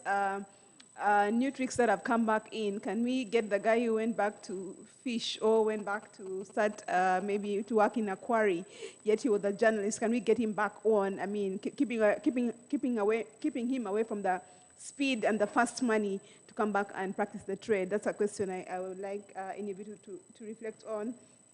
Another question is, I think Christophe missed to answer it, but you know, in the environment and high internet costs, how do we continually innovate? You know, how can the media innovate when the audiences are actually being blocked by things like expensive internet and access, all that stuff.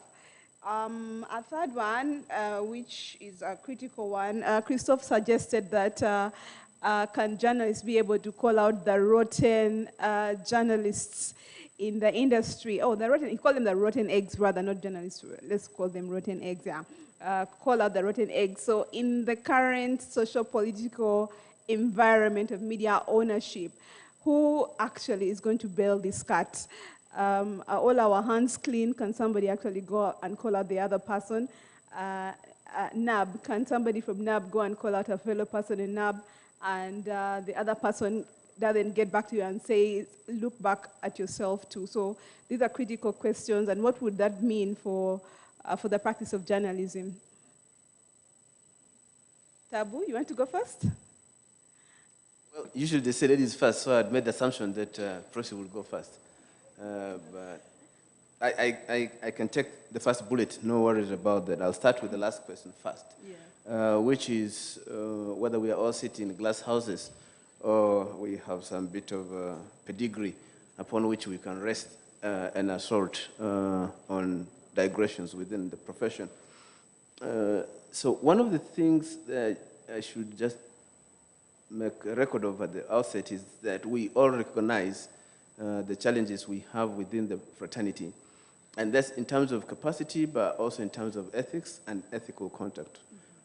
So one way to address this has been to create a platform of Uganda Editors Guild, where editors from different media houses can confer about issues, salient issues with the industry. At the moment, of course, it's the big ticket players in the media industry that are involved, and by way, not of intent, is the exclusion of people who are in the periphery or upcountry or have lesser weight. But that's how sometimes things start. But the most important thing is if somebody was fired for ethical behavior or for writing false stories from National Media Group, then Vision Group does not hire, because the guys of Vision Group will have the data about them. So this is information sharing, trying to make some checks and balances in the industry, and some meeting of minds. Even when we're in competition, there are things that are fundamental to the existence of the fraternity that somehow we need to shoulder. The second issue is about getting people who are maybe going to become undertakers, or they're cleaning corpses and whatever, and they're making a lot more money now. As the problem for journalism is also the issue for almost all other professions. When the schools fully reopen, if they do, maybe mid next year, I don't know. They're talking about January, but if there's a spike in infections and we probably have the celebrations of New Year and Christmas in lockdown, we most likely won't have a school opening in January. So the teachers who have gone on and started selling second-hand clothes are making more money than they would ordinarily make, in a classroom. Others became, banana farmers and all sorts of things. And some are doing skits, comedy, and so they make a lot more money than they would actually make in the And the imperative for a human being from the basics of economics is, where is the money? So if they're making more money there than they're making in journalism, why would they come back? In other words, what is the incentive? But arising from what? Sorry? We must save journalism. Yes, we can save journalism. Yes, we must save journalism, but journalism must save itself. And what do I mean by that is, you can't save, journalism is it's like missionary work. So you need to have the commitment, the self-drive, right? The pastor, when we started this thing, we used to call it missionary work. We are doing it because there was a mission. You felt engaged in it. And the pastors left us and started riding on private jets. And the journalists were still walking home, right? The other guys who have left this thing probably don't have the commitment now to journalism, right? Would you rather rally troops that are willing to fight? Or do you get new people, which is exactly what MCI is doing, right? And purpose them in a way that they will meet the challenges of the future. Because for many of the people who have left the profession, their future is in the past, right? And it's difficult to motivate or incentivize them, quite frankly. What I will propose, in respect to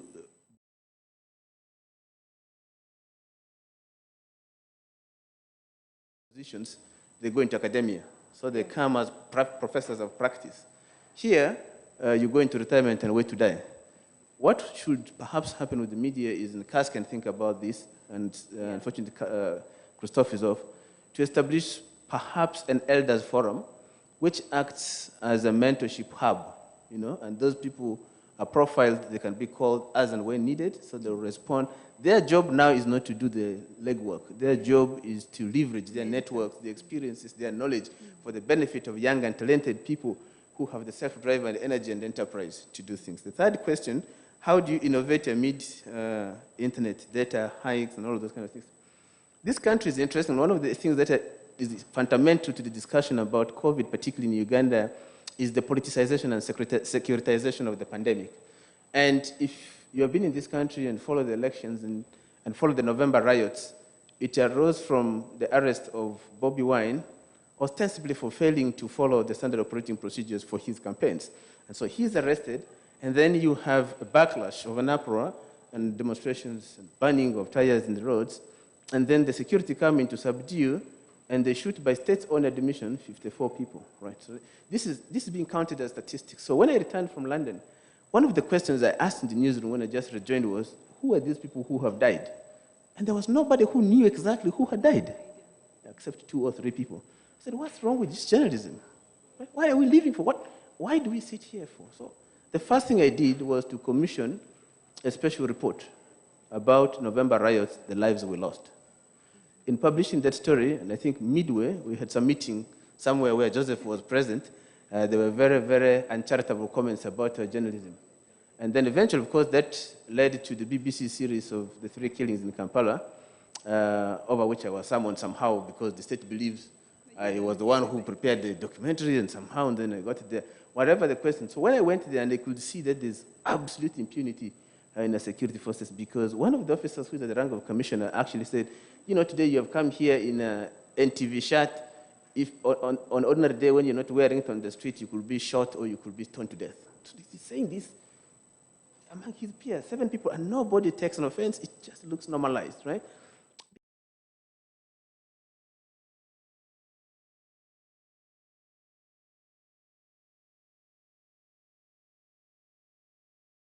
Exclusions they enjoy, the one Ben Mwine was talking about, so you can pass roadblocks. So we became very uncritical. The president was making proclamations which did not have backing in law, right? He was actually making directives which should be under the law, under the Public Health Act, by the Minister of Health. So you will then have to have a corrective measure by the issuance of statutory instrument by the public in order to give legal effect to the directives.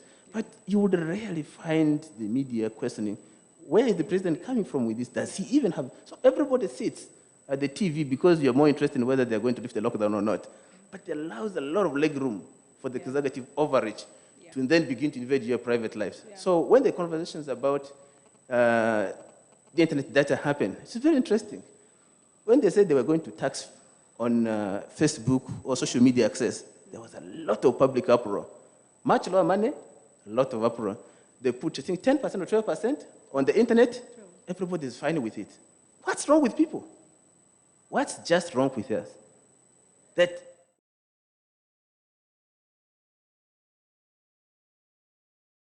what's wrong with us? Why are we thinking? Are we even thinking? So I get sometimes alarmed by our own complicity in giving effect to executive overreaches that border on transgressions. So this really, for me, is the concern. And I want this session to be a teasing of minds for the young people who are going to come into this. We're going to ship away anyway. You know, I now have a gray goatee, so my days in the newsroom are more likely counted. So you guys need to take this mantle and just think about this and say, what we not do, you will do it better. Thank you, Tabu. We almost out of time, but...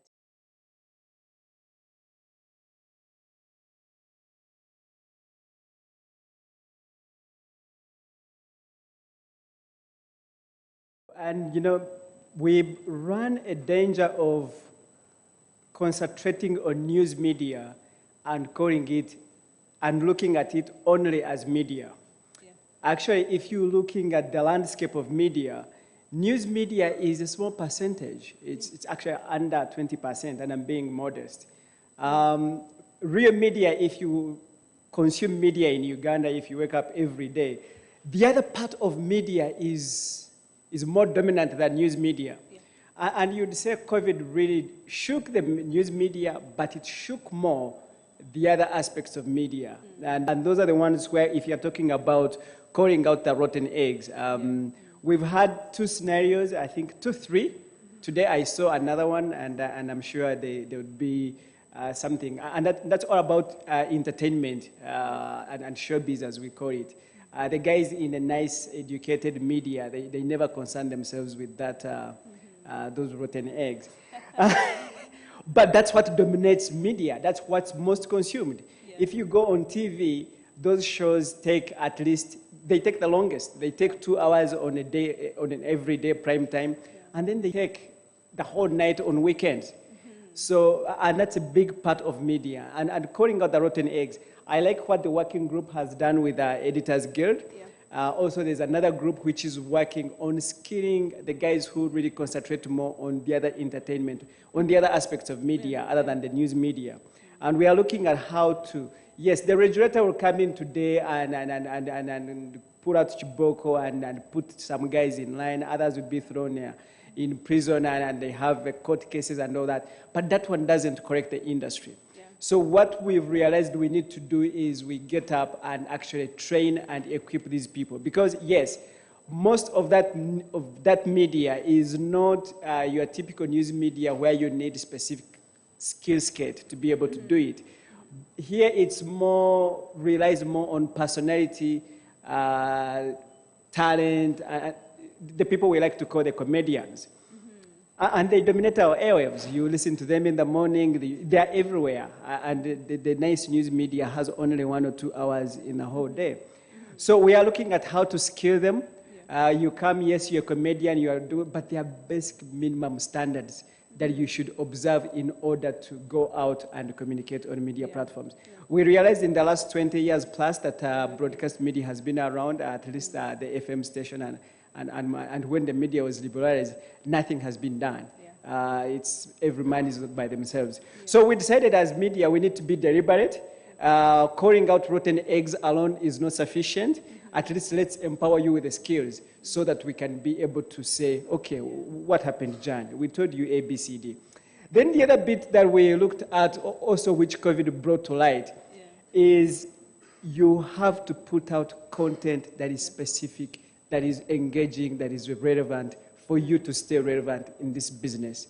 So also media houses have embarked, each one of them. We may not be making noise right now, but the reality of COVID just gave us a moment to reflect and go back to the drawing board and see what is it we need to do to stay alive and be able to say, if 2 people are advertising, at least they will consider you as a media house.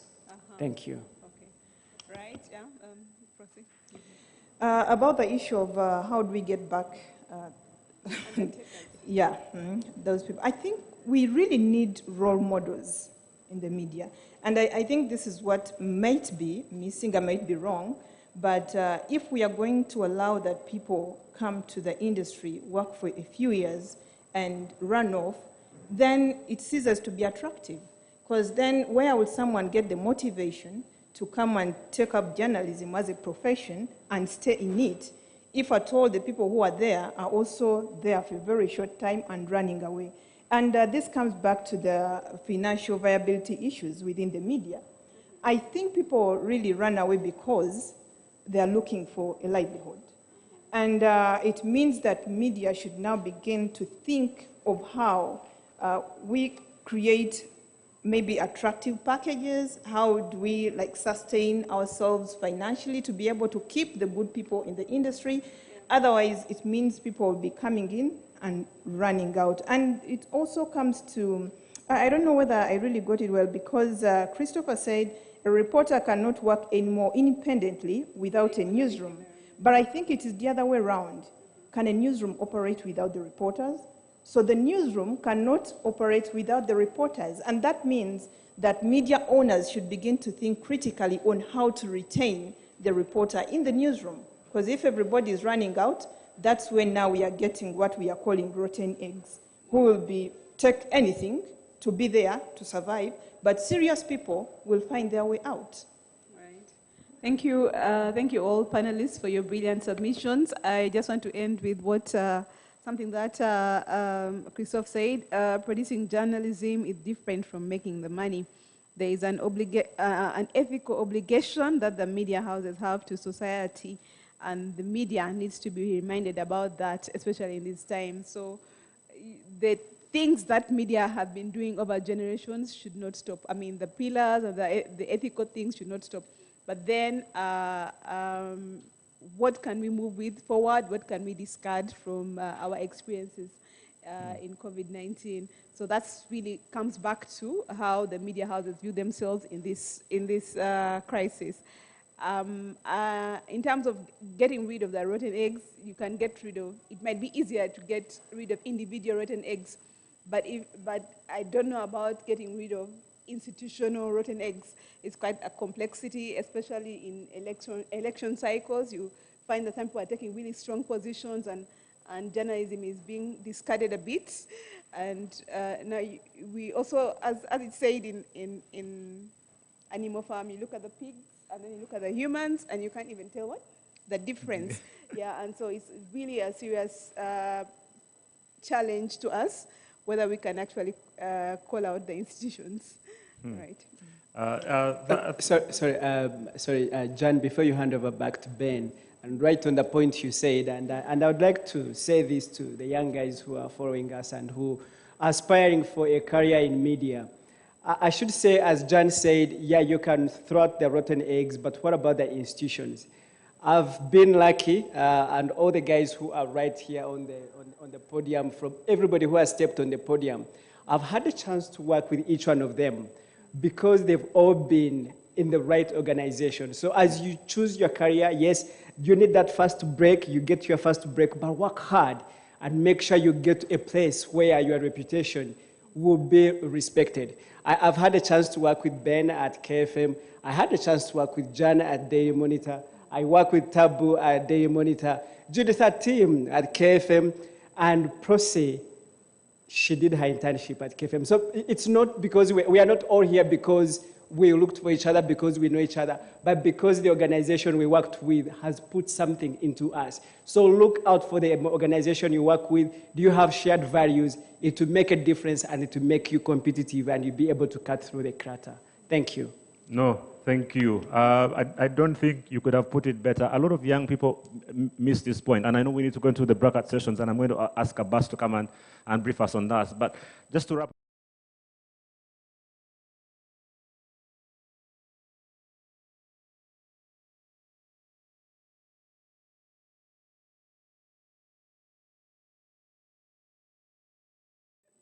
I know, right? It was a lot of money, right? It seems like nothing now, because now I will charge you that to do a 30-second voiceover, okay? But I look back at the training that we had, the hands that we've gone through this entire time, and I think, like Joseph said, everyone on this panel, Prosy can be able to buy a new Mercedes every month if she wants at her salary now, but when she was an intern, again, she won't be thinking about the money. A lot of young journalists make the mistake of thinking about money without thinking about where the journey is going to take them. Jan, as a journalist, we're eating groundnuts together in Namuwongo, and now she's one of the Subaru people that, knocks us off the road. True story, by the way. So if you see a black Subaru driving at a very terrible speed, just chances are it's Jan. And that's the point that Joseph is making, that if you're in this institution and it's able to give you value and a network that helps you grow to a certain level, how do you make sure that you're able to do that while maintaining your integrity, like Christoph was saying, that people know the value that Tabu brings, that Chevening is able to say, we like that guy, we like what he says, we like what he writes, pick him up, let's have a chat with him. Just a reminder that this is just the beginning of a discussion. This is a discussion that's been going on for the last 2 years, really, since COVID started, with KAS, with DW, with MCI, with Media Focus on Africa. And it's a discussion that continues, especially online, because this is a few hours that we are together, but it's a discussion that you can continue having with one another online, with people all across the world. Don't forget to tag us, tag everyone, tag. If you just look for, I think it's at Tabujira on Twitter, at Akeda4 for Joseph, at Jana Jwang, and I think just look for Prosy Kawala, you'll find her on Twitter, tag at KAS Uganda, tag Emcee, tag me at Ben Mwine, and tag everyone so that we can continue having this discussion. Let me hand over quickly to Abbas to come and give us a brief on our breakout session, but let's give a big hand clap both online and here for our wonderful panel. They have earned their lunch, and we shall release them to go and do that, and then get some directions from Abbas on what our breakout sessions are going to look like. Good. Thank you. Clap for our panelists and clap for Ben. We can do better. Okay, so we are going to go for 3 breakout sessions to really see what happened in other countries. So we've heard from Christoph, who was sharing the experience of, literally the continent, but also we've heard from our panelists to bring this home. So we want to understand what happens in the Middle East. We want to understand what happens in the USA. I also want to understand what happens in Southeast Europe. So we've tried some movie here, so you'll go with the drill. So the people on Zoom, for those of you who are on Zoom, there's going to be 2 groups. You can, if you're interested in joining to learn the experience of the US, you can click the US group. And if you are interested in learning about the experience of the Middle East, you can click the Middle East World Cafe group. There are only 2 groups. And if you are interested in staying here in the main room, there we will have the experience of Southeast Europe. So we have at least options of 10 to 15 people per group. So if you are here in this main room, please feel free to stay here. But if you want, for example, to attend to just a moment, to the session on the Middle East, you will go to the training room over there. So my colleague Antonio is already there. So you will go there and the facilitator will be waiting for you on Zoom. And if you want to learn about the experience of the US, you will walk this side to the TV studio. So those of the US, please follow Jan. Jan will be the moderator of that session. Jan, here is your flag. Clap for Jan, everyone. Yes. And for those of you who are interested in learning about Southeast Europe, you will stay here in the main room with Judith. So we would love that at least we have 10 to 15 people in each group. So I would now invite you to please find which experience you want. And also if you're there and you want to juggle a bit and jump out and come back here and listen a bit, you're very welcome. So with those, I guess everything is clear? Yes? Okay. So those of you who want to be with me in the Middle East, please, let's go.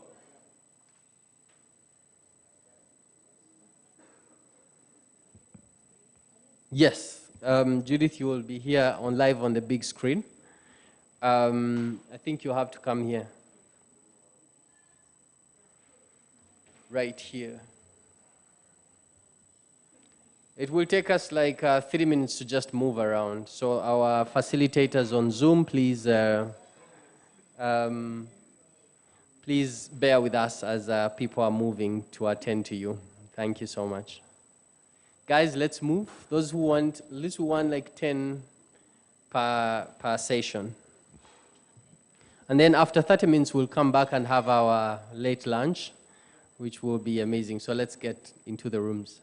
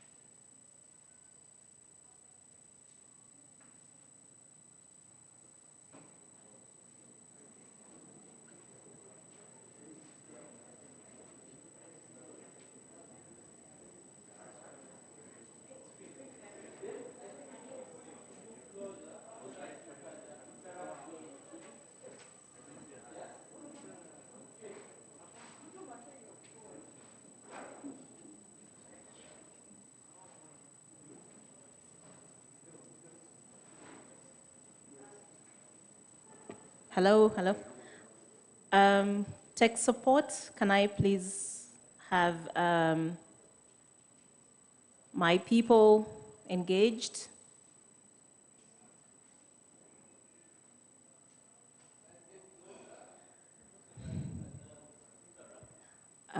Is she on? Okay.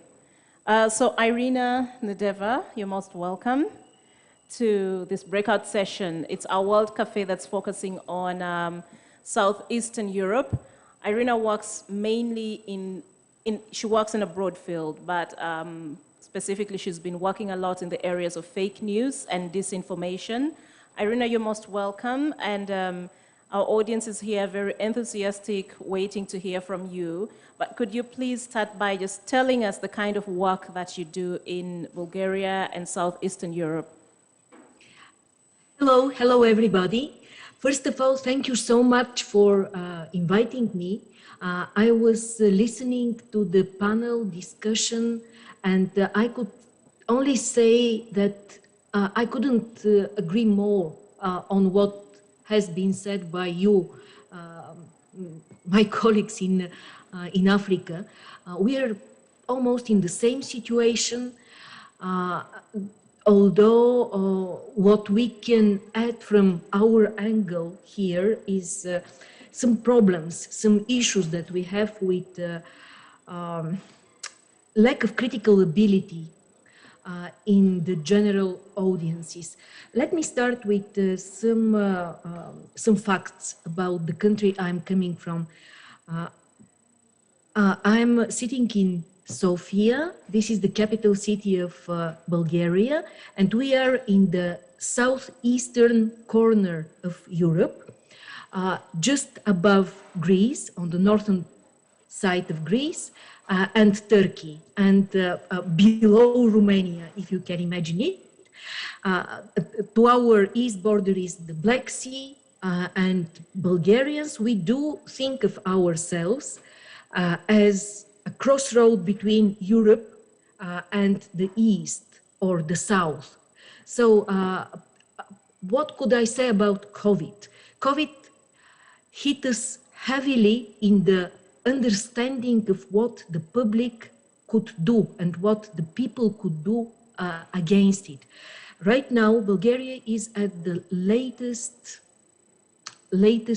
place in the world wide index of vaccination.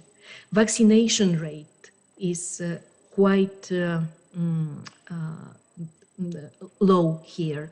And one of the reasons we all agree and we all see is the spread of disinformation narratives all around the society. How is it possible? And I could simply start with the thesis that it is possible because of lack of trust. But lack of trust is basically a critical ability.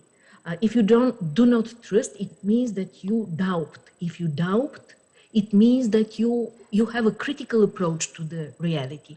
And somehow we are in the middle of this paradox. Many people in Bulgaria, they do not trust authorities, and there are historical reasons for this. Bulgaria was part of, part of the Eastern Europe during the so-called communism period for almost half a century. It was part of the Soviet type of policies, and actually some people from the elder generation here, they know that authorities might say something, but that at the same time they don't mean it, that they hide the truth. So the critical response to the lies from the politicians and from the elite leads now many of the citizens here to the trap of general distrust, general distrust in media, in authorities, in medical doctors. So it's a paradox. Because of critical ability to put everything, to doubt everything, we are somehow in this trap of doubting what the science is saying. And at the same time, we do face some, strong disinformation campaigns that are easily done through the social media. People, because they don't want to believe the mainstream media, they go to the social media and they fall in the trap of so-called alternative truth, alternative facts. We know as journalists that something like alternative facts does not exist. It has also been part of the propaganda on high-level political scene. When we see politicians accusing themselves of spreading fake news and disinformation. So it's part of the political game. And when we have people who do not trust politicians, and when we have politicians who are not willing to tell the truth, who want to hide their misbehavior, their wrongdoings, they somehow weaponize disinformation and they weaponize lies. And especially in the COVID pandemic, unfortunately, some politicians, they weaponize quite a lot anti-vaxxers attitude because people are afraid and the politicians are misusing this. So when there is not a strong institutional response to disinformation, we see that some people are completely confused. They do not know whom to trust. There are also some doctors, medical doctors, also doing politics out of COVID pandemic, and this is basically quite wrong. It's not moral. It is not good for the society, but at the same time, it is very well paid on the surface of political action, because people don't want to pay attention to the masks. People don't want restrictions of businesses. They don't want the restaurants, bars, and discotheques to be closed, nightclubs to be closed. So there are some politicians that are misusing these feelings of people, saying, oh no, it's not so severe, somebody is profiting out of the pandemic, etc., etc. So that is why we are in such a strange situation. Well, Irina, sorry to cut you a bit short, but I notice there are a lot of similarities with what we witness here and elsewhere in the world. You talk about low vaccine coverage in Bulgaria and the southeastern European countries. We have similar situations in the developing world, especially in sub-Saharan Africa, where our coverage is still below 3%, I think. But I tend, when you talk about distrust, the kind of distrust or discontent that citizens have towards their government, again, I see a common thread with what's happening across the world, especially in the developing world again. But again, it tends to lean a lot towards countries with authoritarian tendencies or antecedents. And I don't know if that is actually also what you're witnessing, or if you're seeing this trend playing out elsewhere, because in liberal democracies, I'd say the distrust that citizens have towards in their leaders or political systems is quite, is to a lesser degree than what we see elsewhere, especially among authoritarian actors or autocratic states. Is that something that you're also observing? Yes, exactly. The problem is that when there are some authoritarian tendencies hidden in the society, or when something from our totalitarian past was not, how to say, understood correctly, it leads societies like ours toward this lack of trust and easy going into traps. But what could make a difference?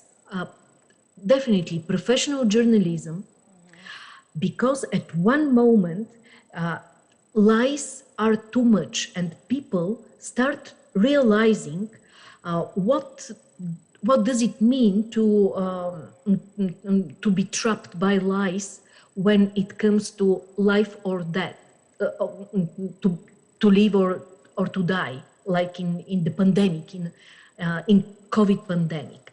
I will give you an example with one of the reportages done just a few days ago in again Bulgaria. Radio Free Europe is operating in Bulgaria again because of these problems, the issues of the media scene in Bulgaria for the latest 10 years. And the reportage shows that people who bought false certificates for vaccination just in order to go to Greece for a vacation or something like this, now they realize that they actually can't take real vaccination because they already paid for a false certificate. And now they can't be vaccinated officially. And now they realize that they risk a lot because according to all the statistical data, it's less than few percentage of vaccinated people who could go to a hospital because of more complicated situation after attracting COVID.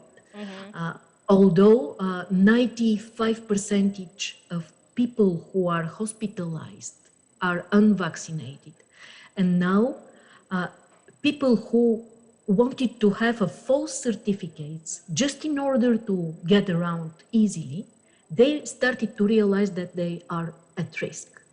And in general, the title of your conference is great. I do believe that such circumstances like the pandemic would really shake our societies and create better understanding of why we do need quality media. Why do we need people who understand? Why do we need experts? Because it is a question of life or... Well, Irina, before I ask my next question, audience, if any of you has a comment to make or a question, I'd suggest you come and occupy one of these seats here because the microphones here work. We can't hear you from the other side. So this is supposed to be an interactive session. So please feel free, step up here and also share your experiences. What have you been going throughout COVID, or what have you seen or heard that is either good or bad throughout the pandemic within the context of the media? Is that fine with you? Do you have something to say? You? Okay, please, you can just anytime you feel like, please just come have a seat and then you'll share with us. So Irina, back to you. Earlier you talked about still the issue of distrust and how people were not trusting media, the mainstream media, and why they were running mainly to social media, and yet there was evidence that there was a lot of fake news that was being peddled. And now we see the summer coming up. It's holiday season. People have to travel across Europe or go elsewhere. They are going to Europe. They're going to Greece for holiday now, and they are falsifying COVID certificates. So then I see this as an opportunity for the media, the mainstream, to actually step in and take full charge and reassert its authority and position as a source of truthful, factual, and verifiable news. I don't know if you're witnessing a shift in this trend now. Are people more, are they trusting the media more lately, or are they still holding onto social media with all the fake news as their primary source of information? I do believe, like you, that people will shift toward professional media because of the crisis. But I would like to add something more here, and it is connected with the business model of media. Because we all know that salaries are shrinking, that there is not enough money to sustain professional and good quality media. Basically, some of the media owners are facing a dilemma, what to do. If, for instance, they use some anti-vaxxers in a live studio, in a live TV studio with somebody from the medical elite or from medical experts, they will have a crash, a direct crash on air, and it will keep ratings up. So there is a very bad incentive in the media right now of doing sensational journalism instead of professional, modest, and correct journalism, because sensational news sell better. You know, this is the initial problem within the system of media ownership and business model of media. And how to say, on one hand, I'm optimistic that people start searching for better quality media, but on the other hand, I'm quite pessimistic because the business model of media basically wants to use the clickbait type of doing media business. If you have highest ratings, if it is up to television on radio, if there is a scandal, if there is a polarization of points of views, and if there is a quarrel, it sells better. And it is a problem because we are obliged basically not to spread, not to give voice to people who could harm the whole society, spreading false news, fake news. And this is somehow an internal dilemma of the media because of the business model. And unfortunately, this entertainment type of journalism is more easily, it could be done more easily. You know, it's just a show, reality show, live. You do not need time to verify. Verification, fact checking. It is not as sexy as having somebody quarreling on the screen. And this is another, how to say, another media disease of our time. How to find integrity if there is no big advertisement market, like in my country or countries in Southeastern Europe. We are relatively small countries, you know. It means that advertisement market is not enough to sustain so many media outlets. Media outlets fight between each other, and as more sensational one media outlet is, it is monetized better, and this is also part of the problem. Okay. So we have distrust in institutions.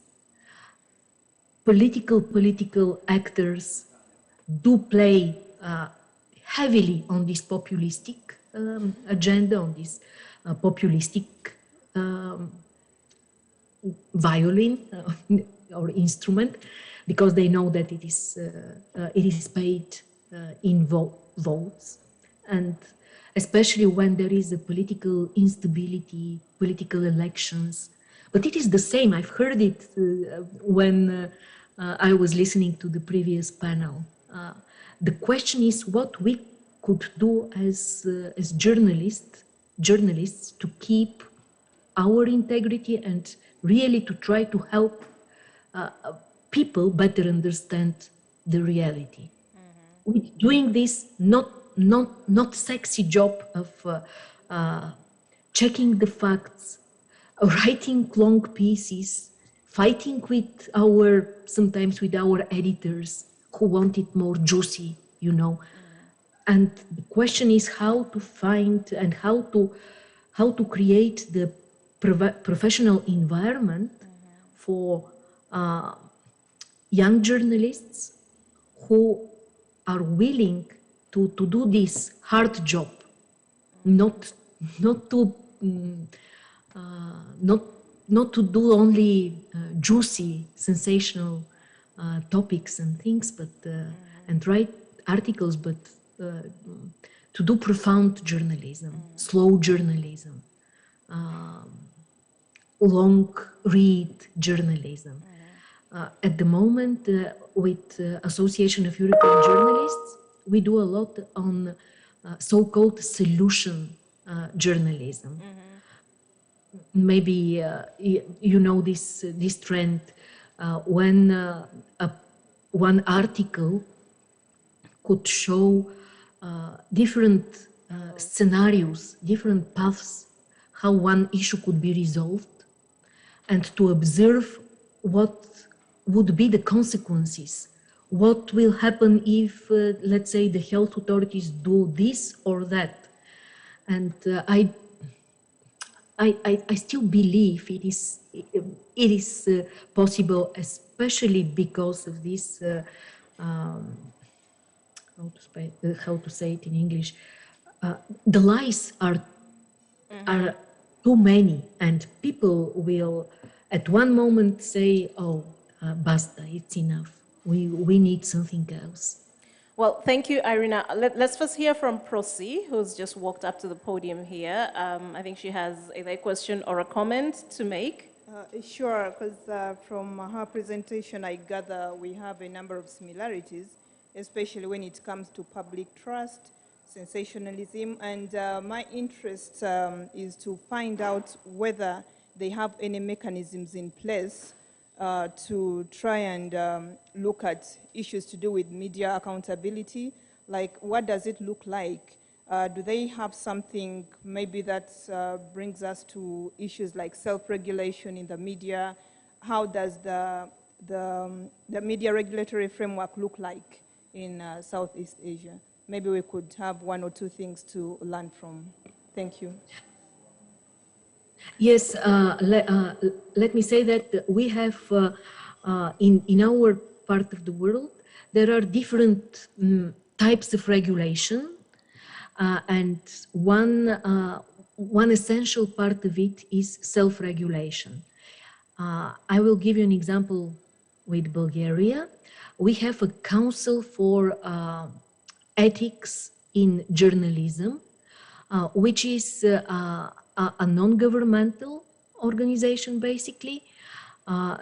It is an independent institution elected by journalists for doing monitoring, to do monitoring and to respond to claims from the audience. And this Council of Ethics in Journalism basically is reviewing all the appeals coming from the public against media breakage of ethical codes. But, well, it sounds great, yes? But at the same time, we faced something like an internal media war within and between different media groups. And because of this competition, there are some media that do not recognize this ethical code. They say we have our own ethical code. And the question is, are there universal values? principles that should be observed by all of us, without having in mind, do you belong to one or another media group? I'm sorry, my dog is barking. I have to hug it.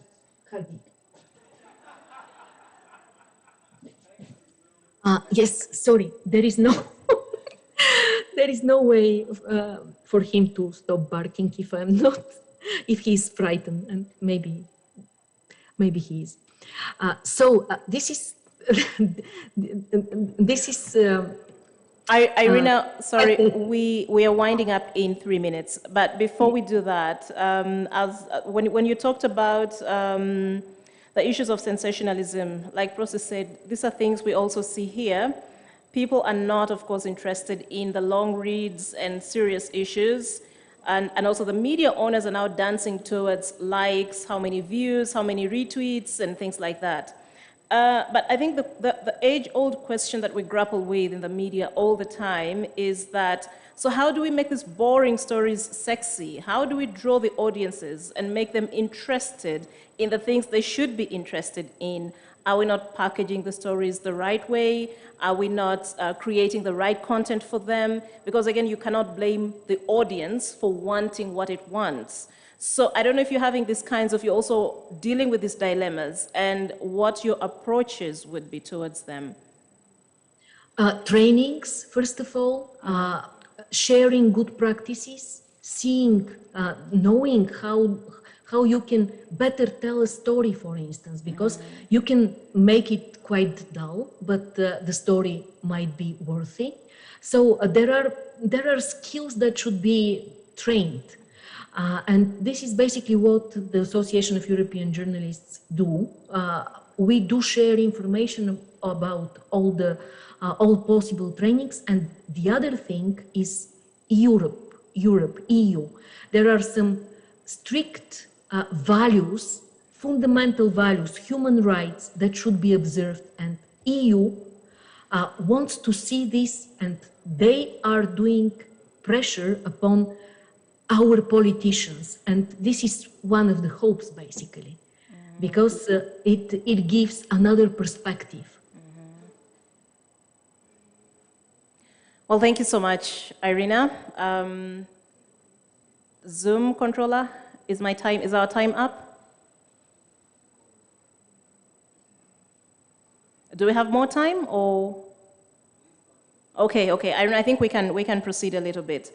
You were talking about trainings, training journalists and media practitioners on how to tell better stories, and you were just talking about the pressure that the EU is putting on politicians. I think that's where we went off.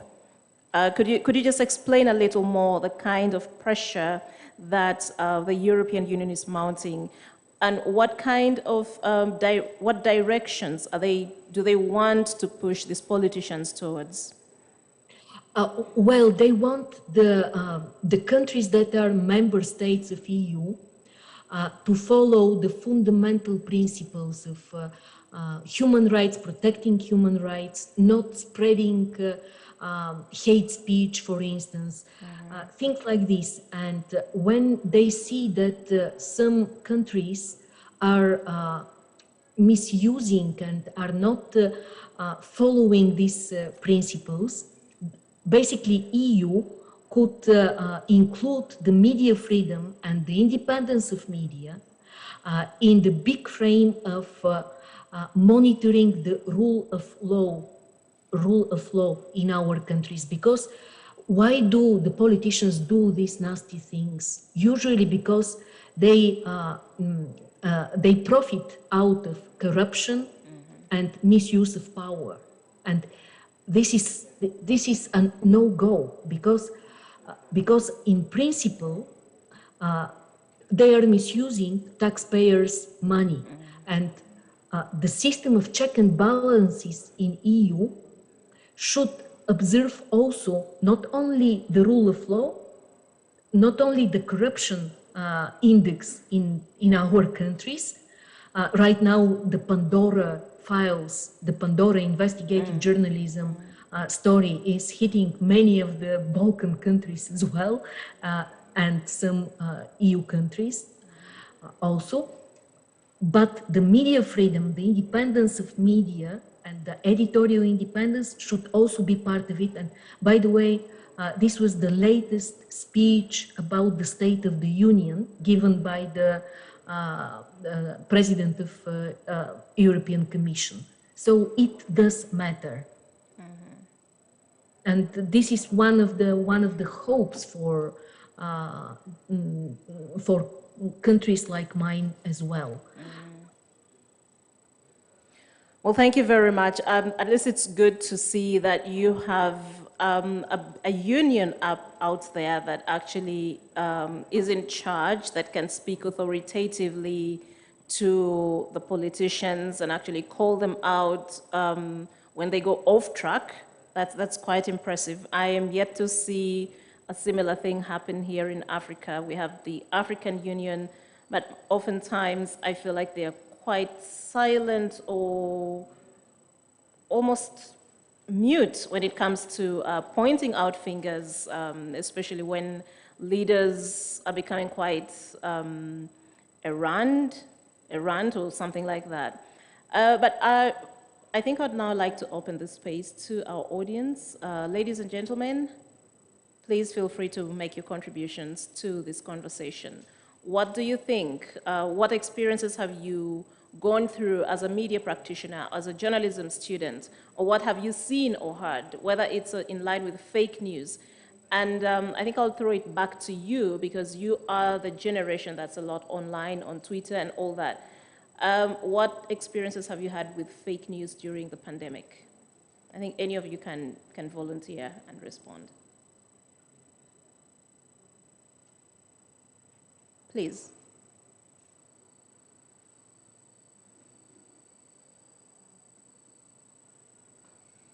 Come over, thank you.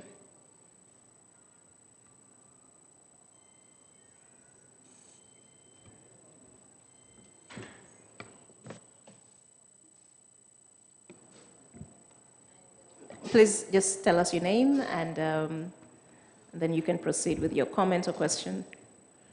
Good afternoon, everyone. Milton Emcee Akwam. I am also one of the media executives at TND News, actually an online newspaper. We focus much on northern Uganda. I would like to thank the organizers of this great function. And I'm yet to read the book, but from what I've seen so far, we have had a number of challenges brought up by COVID-19. So I think COVID has amplified the issues we had before. And because of that, media houses and journalists worldwide, but specifically for Uganda and the region where I work for, we need to innovate. We need to bring out new ideas, and which ideas should also be in the same line with the ethics, the journalism ethics, and we need to also uphold our professional code of ethics. Now, for us at TND News, we have had quite a big challenge during the period of COVID from last year up to now, because one thing is we have been confronted several times. One, because people in Uganda are yet to embrace digital platforms. Like here I talked about the digital newspapers and so forth. And while we have quite a number now, and we are regulated by the UCC, there are specific online newspapers that Ugandans believe in. But we should also know that those newspapers, they do make mistakes.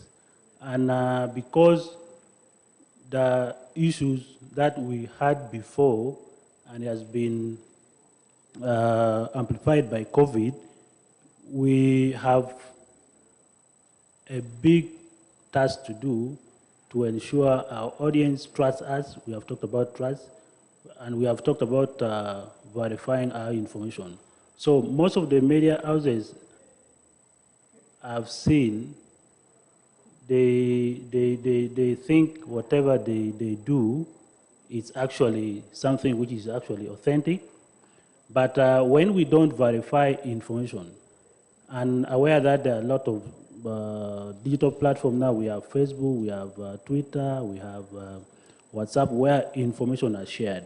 And most of the journalists, like me personally, I treat social media as a source where I can get information, and it's upon me to verify those information before I publish it for actual public consumption. So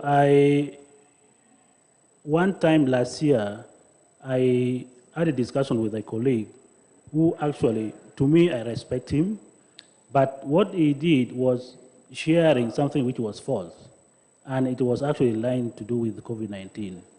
And because that was something which he would actually misinform the public, I went to his inbox, and then I told him, my brother, I think you need to verify this information. So from that time, we have become activists of people, yes, who would actually fact check and a number of that. So in a nutshell, I greatly appreciate this book, and I think it is going to give us a big milestone. It's going to take us forward if we actually practice what has been captured in each of the pages. Thank you. Thank you very much. I actually think this has been an opportunity for small publications to venture more into the field of fact-checking as a way of countering fake news and disinformation. Irina, we are winding up, and if you could just give us your parting shots in about a minute.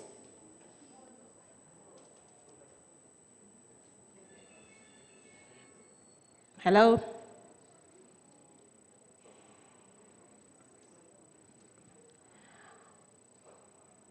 Okay, so I think we've lost her. She's probably dropped off.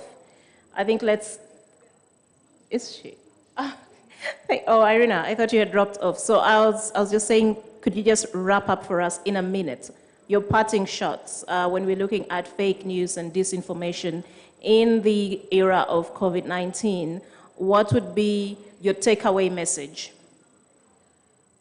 We should verify, and we should do it in a way that is attractive and engaging, because people will need facts. And one thing that might be done is basically to equip the audience with tools to do the fact-checking by themselves, somehow to put journalists under their audience scrutiny. If they know how we do fact-checking, they could do it